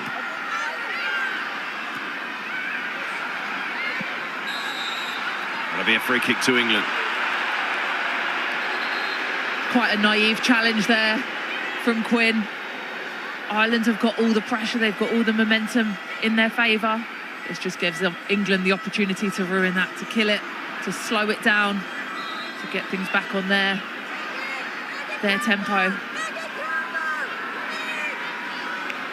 And this next match will be hosting Sweden. Campbell's header.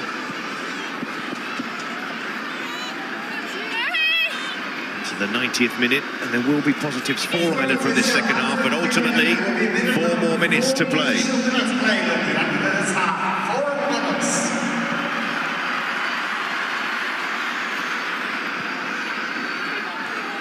Daly.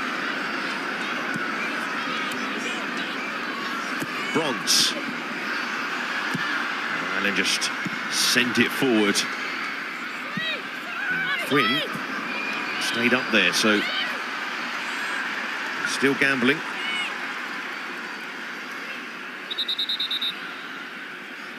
Yeah, it's pretty much job done for England. They've managed the expectation well. It was a must-win game, with France obviously winning tonight. So England keeping pace with France, and it's not the easiest place to come to the Aviva, but they've definitely done an excellent job here today.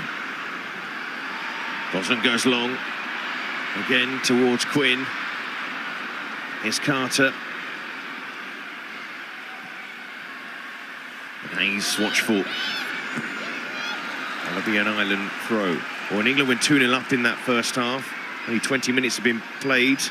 Maybe were you worried then that England might score a few more? I was a little, but you know what? Given the way Ireland responded against the early goal, conceding to France within the first 5 minutes, here we go. Well, a yellow card for Katie McCabe. And it's taken into the 92nd minute for it to happen. But she wasn't booked on Friday against France, so there's no suspension for that Sweden game. Well, that is good news, because Katie McCabe is an important player, and we don't want to see her picking up yellows and missing games through suspension, that's for sure.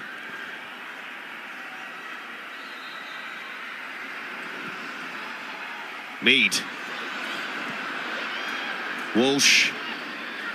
England finish with a flourish as Greenwood tries to send it forward, blocked by McCabe. He's going to drop to Carter. Connolly can't find Campbell. There's Kelly.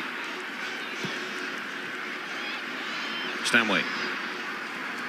Kelly. Stanway wants that ball played forward. Kelly whips one in. It's comfortable enough for Brosnan in the end. Siobhan, how will England see this performance, do you think, ultimately? They'll see it as job done. If it stays as it is, it's a clean sheet, which is important. It's 2 goals scored. And they've managed to get some rotation as well. They've managed to get matches for a number of players that don't normally start. Hannah Hampton has won, Jess Hart, Grace Clinton. It's an opportunity to see a few players over these last 2 games. So it will be a successful result for Sarina Wiegman, I'm sure.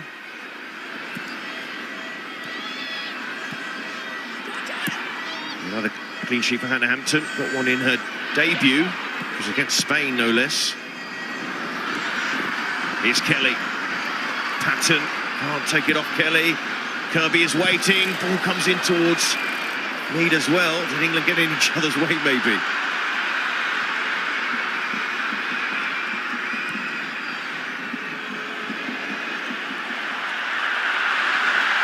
Ireland come forward. Maybe the last attack of the game. Campbell down the line. McCabe sends the cross in. Oh, it's away from O'Sullivan. Very promising position. Here's Hayes. Patton.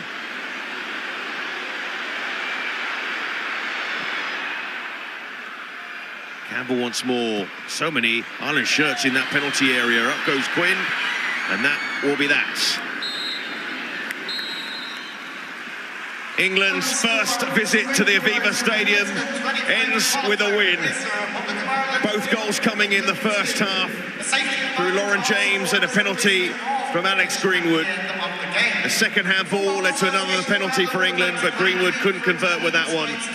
Ireland came out in the second half and created a fair few chances, but couldn't put any of them away. So their first hosting of England for several decades ends in a loss for them, and it's 2 defeats in 2 for Ireland. But for England, unbeaten in this qualification campaign, 4 points on the board, and a victory in Dublin by 2-0. My thanks to Seb Hutchinson, Siobhan Chamberlain and Niamh Fahy in the commentary box for us tonight. So England's European campaign is up and running. 2 goals, 3 points. They're second in their group. And what a performance it was, a complete contrast to what we saw at Wembley on Friday night against Sweden. I have Karen Carney and Eni Aluko here with me in the studio. Karen, did you enjoy that? My heart is still racing from that second half. Fair play Ireland. They certainly second half put up a great performance and made it really difficult for us. But look, overall, it was a must-win game for England. It was a great first half. We controlled it. We got the 2-goal lead, and that's what won us the game. But defensively, I thought England did well. There was only 2 shots against us tonight, and but yeah, it's a must-win 3 points we got, and I'm thrilled with that. But credit to Ireland as well. Job done for England. You know, we talked about it. It was a must-win game, a lot of pressure. I like the fact that England rode a different challenge, that momentum, that weapon in terms of the long throw from that woman there, Megan Campbell. Very different challenge, and England rode it, looked like they prepared for it, rode that momentum and got the result. That is what is important in what is this very difficult group. Absolutely. And from Republic of Ireland's perspective, what can they take from this? What can they learn from this? I mean, look, in the last 2 games, they've played France and England, who are the top nations in European football and world football. And, you know, they lost only 1-0 to France and gave us a real good go in the second half. And I think it's difficult, but they're growing. You know, they went to the Women's World Cup in the summer. They're in, obviously, this really difficult group, but they should hold their heads high and know that every time they're playing, every time I watch them, they're getting better and better. And it's just a confidence. And that group is really united. We know a few people in there. Emma Byrne as a coach in there, was with us in comms in the Women's World Cup. We know what it means to them. And that manager, I thought they did very well second half. What I always think about when I see this Republic of Ireland team is the spirit. They have that fighting spirit. They will go, even if they're down, they will go to the last minute. They'll try, they'll use different tactics. I respect it. They've got a lot of pride in what they do. They will keep growing from this, playing against top opposition, and they'll keep progressing and keep growing. And Karen, as you mentioned, we saw what they're capable of in the final, 20 minutes of the game, when all of their shots and a couple of shots on target were delivered. But they have that spirit. They do have that fight, as Eni said. Yeah, look, and that's what you expect. This is Republic of Ireland versus England as a rivalry there as well, and like we said, there's qualification at stake. So, look, they put up a great fight, but look, England did really well tonight. We asked them to get 3 points. I wasn't focused on the performance because it was a must-win game, and they delivered, and job done, and move on. And credit to Sarina Wiegman for the changes that she made, the 5 changes in her team selection as well. Well, we obviously always ask for that, don't we? The rotation, the depth of this squad is unbelievable, and that showed tonight. OK, well, there is plenty to analyse and dissect from this game, and we will do so after this break. We're going to take you straight there. We'll get you some reaction from the managers and from some of the players. So, after the break, we will see you then.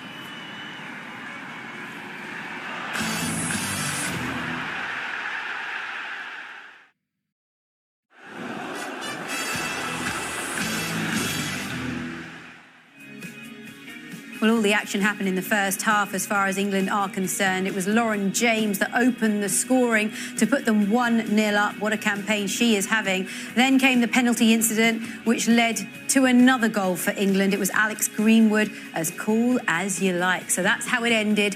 2 goals in the first half, no goals in the second half, but it was job done as far as England are concerned. And there you can see the group standings. So England are second with 4 points from their opening 2 games. It's France that topped the table with maximum points from their opening games. And you can see Sweden in third and the Republic of Ireland still yet to register a point. What a group that is. We've said it so many times, but 3 of the world's top 6 are in that group. It's extremely competitive. Let's analyse what we have seen. And we're going to go straight to the second half, Fran Kirby, she had a big moment in the game to score, but what a save from the Everton goalkeeper here. Yeah, great save from Brosnan. Keeps it alive, I think, for Republic of Ireland. I think if that goes in for Fran, the game's done. But it was a good chance. Good counter press here from England. They set the trap. You see Lauren James expecting the ball to go out wide. She keeps it, retains it, and then puts it back post. Mead gets good contact, heads it across, and I think either side for Fran Kirby, that's a goal. But good reaction save from Brosnan to keep Ireland in it. She's a top-class goalkeeper, isn't she? Yeah, but I have to say, Fran will be disappointed there, Fran Kirby. I think, as Annie alluded to, if it's to the right or to the left, that's 3-0. But yeah, it was a good save. Yeah, it was, wasn't it? Ireland had their fair few chances, didn't they? Especially in the closing minutes. I mean, I was looking back and their first shot on target came in the 84th minute. They had 4 shots, 2 on target. But I guess the manager or the fans might be thinking, where was this earlier on in the game? Well, they had Campbell, who has a long throw, but they went really direct. They put Quinn up front as well, so balls into the box, throws, set pieces. It was very set-piece dominated, but it really changed. This was a set piece. I think England are preparing for the shot there, so they have 4 people in the wall, but it goes to Quinn, who pulls it across, and Hayes just couldn't get onto it. Look, there's 4 in the wall. I don't think there's need there. I think she's going to cross it. It's a great ball across, and you're thinking, someone please tap it in. It's literally on the 6-yard line. It's a great pullback. England there, quite lucky with it. And this is another set piece. Again, you've got Kate McCabe on set pieces, so her delivery's on point. Hayes again with that opportunity, so it's just lovely fizzed in. Hampton can't really deal with it. England are quite lucky because I don't think we've gone and attacked it. There's a bit of indecisiveness from Lucy Bronze and Leah Williamson. And the manager second half went, you know what? Like she said, they go for it. Let's be more direct. Let's believe in ourselves. And you really saw it, and the crowd then got behind them, and I was getting, my heart was getting higher. And you could hear the crowd, couldn't you? They really got them on side at that moment. Yeah, I think particularly when Campbell started really putting the throws in, that is a weapon for Ireland, and it's something that countries and opposition can't deal with. You can't actually replicate that in training. No. There's no one else that's going to have that trajectory. So I actually think England dealt with it really well. And they probably prepared for it. It is difficult, the trajectory, but they dealt with it well, and it didn't end up in an Ireland goal. When we was at Chelsea, Megan Campbell was at Manchester City, and we got one of these machines, that you put the ball in, it fires. That was the only way we could prepare for her throw, because it is that good and that difficult to defend. OK, well, there you can see Leah Williamson. It was great to see her back in the side, wasn't it? And we're going to hear from her now. She's speaking to Katie Shanahan. The most important thing was 3 points. It's what we came here for. Obviously, would have liked it to be a bit more convincing, a bit more like the first half, but sometimes you've got to see out games, and 32,000 Irish against us, as well as the 11 on the pitch. It was a good finish to hold out. How much did you enjoy being back out there? It's been a long time coming. Honestly, I just really, really love playing for England. I was just saying, I feel when I put this badge on, I feel 10 times taller, 10 times stronger. I don't know. The girls are such a great group of girls, and I loved every second of that. You must have had some dark moments over the last year. What got you through? This. I had my eyes set on this. These days in ACL, you come back hopefully in a healthy way, but I wanted to be good enough to play for England again. The standards are so high, and the players that have been here have made them higher. So, yeah, this was the thought. So I feel like today is sort of a completion of that journey. Are you in a good place now? I think so. Everyone tells me it'll take a while for my body to feel like it used to. But, yeah, see out the season and hopefully just keep getting stronger. How much did the team need a win like that, especially after the setback against Sweden? Yeah, I think it says a lot about our standards that we all think that is a setback now. And so we knew we had to come in tonight and win, which is why I'm so happy with it. I know that it wasn't a convincing last 20 minutes, but I'm very, very happy with 3 points. What needed to be better in the last spell? We just needed to keep the ball a bit better. That's what we did the first half. We controlled it and they controlled us for that last 20 minutes. But we defended hard and stayed in the game, which I think is important. But yeah, I'd like to see us keep the ball a little bit better than we did. And it doesn't get any easier. France next, they're top of the group, and they've also beaten Sweden tonight, so still work to do. Yeah, absolutely. I think obviously we'll get better. They'll probably get better as well. But you can expect a competitive side in June. Thanks so much. Well done tonight. Thanks.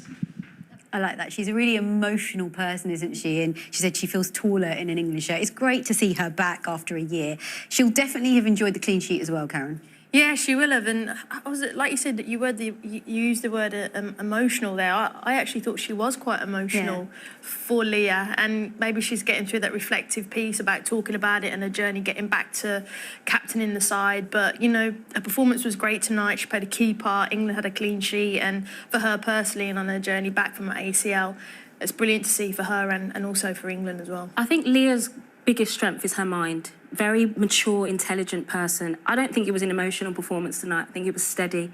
On the ball, simple, didn't try and do anything sort of extraordinary. Just comes into it, leads the team and gets the result. She's mentioned it there. The result was the most important thing. So great to see her back. It was indeed great to see her back, and it was indeed also a big night for England. Back to winning ways at the Aviva Stadium tonight. A big performance from Serena Wiegmann's players. She'll be delighted with their performance, no doubt, and we hope to hear from her after this break. We'll see you in a moment.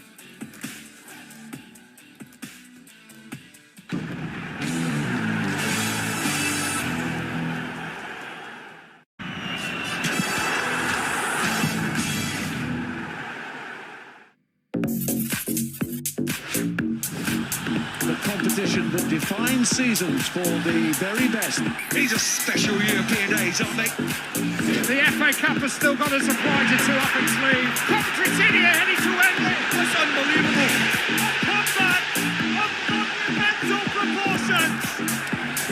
Welcome to the league. That's a thunderbolt from the blue. It's a brilliant story. It's a cracking game of football.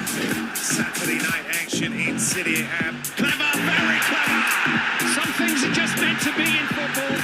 The most famous horse race of them all. Lucinda Russell, Derek Fox, and again Scotland take the national with Cora Gambler. We have rugby next weekend with the European Cup quarter-final, and ITV1 will be showing the match between Toulouse and Exeter Chiefs on Sunday at 2:30 on ITV1 and STV, whilst the Grand National Festival starts on Thursday at 2 o'clock on ITV1, all leading to the main event on Saturday at 12:55 and a big race at 4 o'clock. The opening show sets the scene every day at 9:30 on ITV4 on Thursday and Friday, and ITV1 on Saturday. Well, back to what we've just seen in Dublin this evening. It was a disappointing defeat as far as the Republic of Ireland are concerned, but they showed plenty of heart, they showed plenty of spirit and fight, especially in the closing 10 minutes of the game. Plenty for the manager and the team to build on. So let's now hear from their captain. Here she is speaking to Katie Shanahan. Katie, a disappointing result, but you gave it a right good go right up until the end. Yeah, first half I felt like we were too passive at times. We gave them a lot of space in kind of central areas, and obviously we looked at that at half time, obviously gone 2-0 down and tweaked a few things, and needed to push on and try to get something from the game in the second half. So I'm proud of how we applied ourselves in that second half for sure. Were you pleased that your heads didn't drop after conceding 2 early goals? No, we wouldn't drop our heads. Obviously, there's a long way to go. I haven't seen the penalty back, but it's obviously frustrating. For us, obviously they're avoidable goals, and we'll be looking to obviously get better at that come June. So but as I said, we created a few chances there towards the end, and unfortunately they didn't go in for us. Should the second penalty have actually been awarded? Which one was that? Louise? Came off her thigh and then hit her arm. I didn't think so. There's not much you can do. It's that handball rule. Louise is trying to balance, it's come off her body. So I think the football gods obviously redeemed themselves off the post then. So but the referee's decision. After back-to-back defeats, what improvements still need to be made? Yeah, obviously we'll be looking and reviewing obviously post games and seeing where we can do better. Obviously looking going forward, especially in the transitions going forward, being better on the ball, and yeah, be more dangerous going forward. And after defeats to France and England, do you think you can still turn this around with the games to go? Yeah, of course, there's 4 games. We know we've got qualities and we know we've got strengths. You've seen that towards the end of the second half. Could have had 1 or 2 goals there and it could have been a different game, but England showed their quality. They showed their experience trying to run the game down, which I was a bit surprised at from an English team. Yeah, we have to keep going and we won't be dropping our heads. Thanks so much. Well done. Thank you. They do have to keep going. An important game coming up for them against Sweden. What did you make of her performance? She's the one that we targeted and we said was the one to look out for at the start. Yeah, look, I mean, she's got, like I said at the start of the show, she's got a wand of a left foot from any set pieces, any delivery. She's always going to have a threat. She's got someone to aim to. I thought in the first half it was probably too much defending. You know, you'd want to see her on the ball a little bit more and in more possession, but that was the strategy of Ireland in the first half, to maybe to sit back and not have that much possession. Second half, when they go for it a little bit more, you see more of Katie McCabe and moved a little bit more central and you get the best out of her. But, you know, it's tough. You're playing England, one of the top teams in world football, so you're not going to dominate the ball, so you might not see the best of her at times. It's always going to be a test, isn't it? Yeah, and I think she's hit the nail on the head in that interview there where she's talked about going forward for Ireland. Niamh called it out as well in co-commentary. When Ireland go forward, they lacked quality. We know what Ireland can do defensively, can be quite stubborn, but going forward, players like Katie McCabe, I thought she had a poor first half, second half much better. She's created the chance, but I think that's where they can get a little bit better going forward. Now, you spoke actually about Hannah Hampton having a really good game, and she did, but there was a wobbly moment in there as well. Well, I said I thought it was at the start of the show, I think she's good with her feet and why I thought this game might have suited her. I thought for the amount of crosses that come into the box, the amount of set pieces, but this was the moment where you're thinking maybe this is the inexperience of her. You know, Katie McCabe is close, you've gone to kick it off, there's not been a reaction, you've got to get back in goal, and yes, she makes a save, maybe McCabe could have passed it, but it was a kind of heart-in-your-mouth moment where she kicked it off her, and it is down to the referee. I personally think that's a foul. I think Siobhan Chamberlain, who's a former goalkeeper in co-commentary, said, yes, that is a foul, it should have been pulled up by the referee, but maybe that's something that she has to learn from. Well, I think the rule is that you can't prevent a goalkeeper from playing it out. Arguably, Hannah Hampton had every chance to play it out, and Kate McCabe's just capitalised on the fact she's played it off her. The reaction from Hannah Hampton is what worries me there. You've got to play to the whistle. Because the referee's not blowing it, you've got to play to the whistle. A better team can punish that. So that's the learning, I think, for Hannah Hampton in that particular situation. Well, another weapon that Republic of Ireland have in their armoury was that throw-in. That long throw-in is something special. Honestly, I don't think I've ever seen anything like it from Megan Campbell. She comes on 38 metres, that is. Wow. It's unbelievable. And look, it caused problems. Like I said to you earlier, at Chelsea, we got this machine in to try and replicate it because we couldn't throw it and practice in the same way because no one could do what she did. But it put England on the back foot. Like I said, it caused Hannah Hampton to come out and make decisions and put her under pressure, and I don't think we dealt with it, and the momentum was building from these long throws and these corners, and this was that was a chance there that Kate McCabe had off of that long throw, so it was difficult. Look, against Sweden, we've conceded from a throw-in, right? Yeah. Lack of concentration. Lucy Bronze is looking at the ball. This is now a set piece, that throw-in, and I think we've actually handled it well. I disagree. I think we've handled that well because it is a weapon that you're not going to come up against a lot. OK. Well, we're going to take another quick break, after which we'll bring you more from the England perspective. We will look to hear from Serena Wiegman and her thoughts on her team's victory tonight. We'll be back in a moment.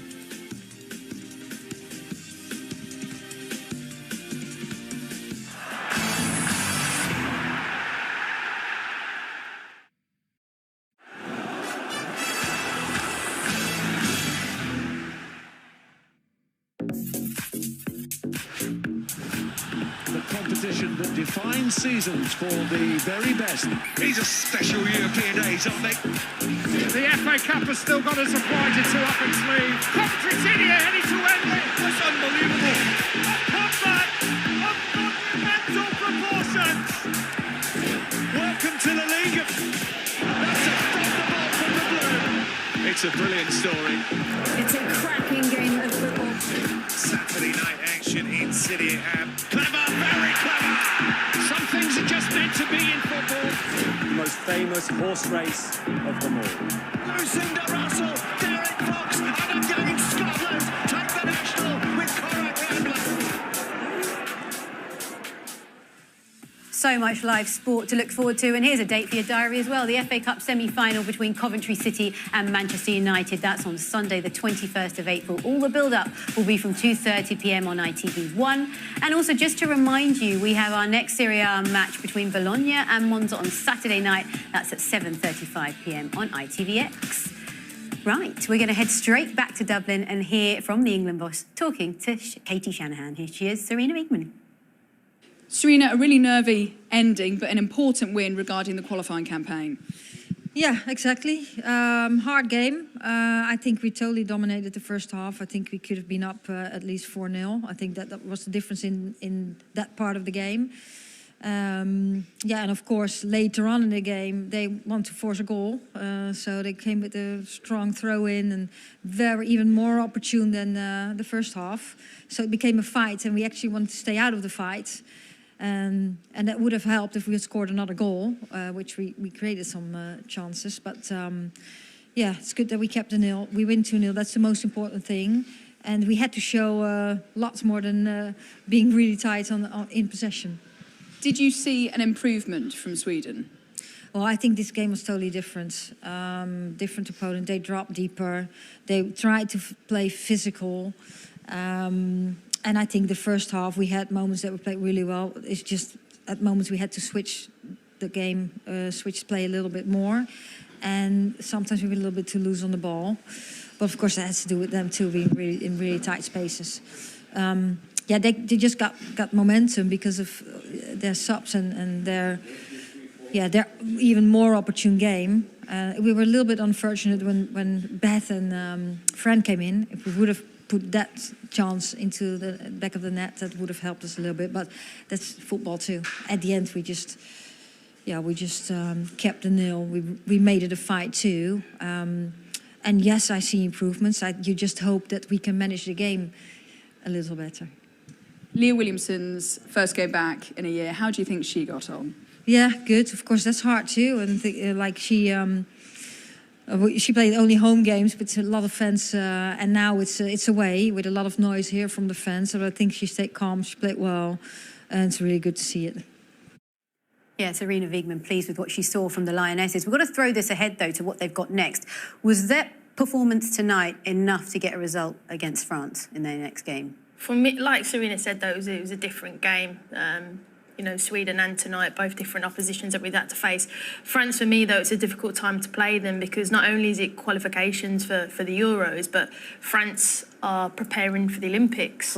So their players are thinking, right, I want to be in the squad, I want to be in the starting 11, and they are firing not only again for qualifying for Switzerland 25, but boom, for Paris Olympics. So for me, that's a really difficult one. We're coming at the back end of our season for the majority of our players, and they're just kicking on. So it's going to be a fantastic game and one that we're going to have to be at our best. And they've got maximum points from this already, 6 points, 2 wins out of 2 for them. So it will be probably game of the group.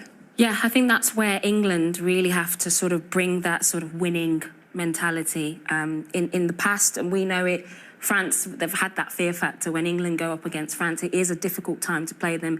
All the players will have the motivation going into Paris. But I feel like now in these big games, in a tough group, England should go in and go, we're the European champions. This is our title that we're defending. So that's what I want to see, that mentality. You know, 4 points looks healthier now than it did coming into this game. So I believe that England can go in and believe they can beat France. Yeah, that's a good point, and he makes. They have the big game experience, so they'll be well equipped to play France. Yeah, exactly. Like Annie said, World Cup finalists, European winners. We want to retain this trophy, but we're going to have to be at our best. And like I said, I think it's going to be a fantastic game, and I can't wait for it. And I think with England being the European champions, every team that plays them wants to beat them, don't they? So it's always a tougher test for them. Well, on that note, it is time for us to say goodbye. Eni Aluko, Karen Carney, it's been a pleasure having your company as always. And it's been a pleasure having yours. All eyes are on Aintree this week. The Grand National Festival starts on Thursday from 2 o'clock. All the build-up to the big race starts at 12:55 on Saturday, and the horses will be ready to go at 4 o'clock, all on ITV1. Well, thank you for your company, and we'll see you again soon. Goodbye.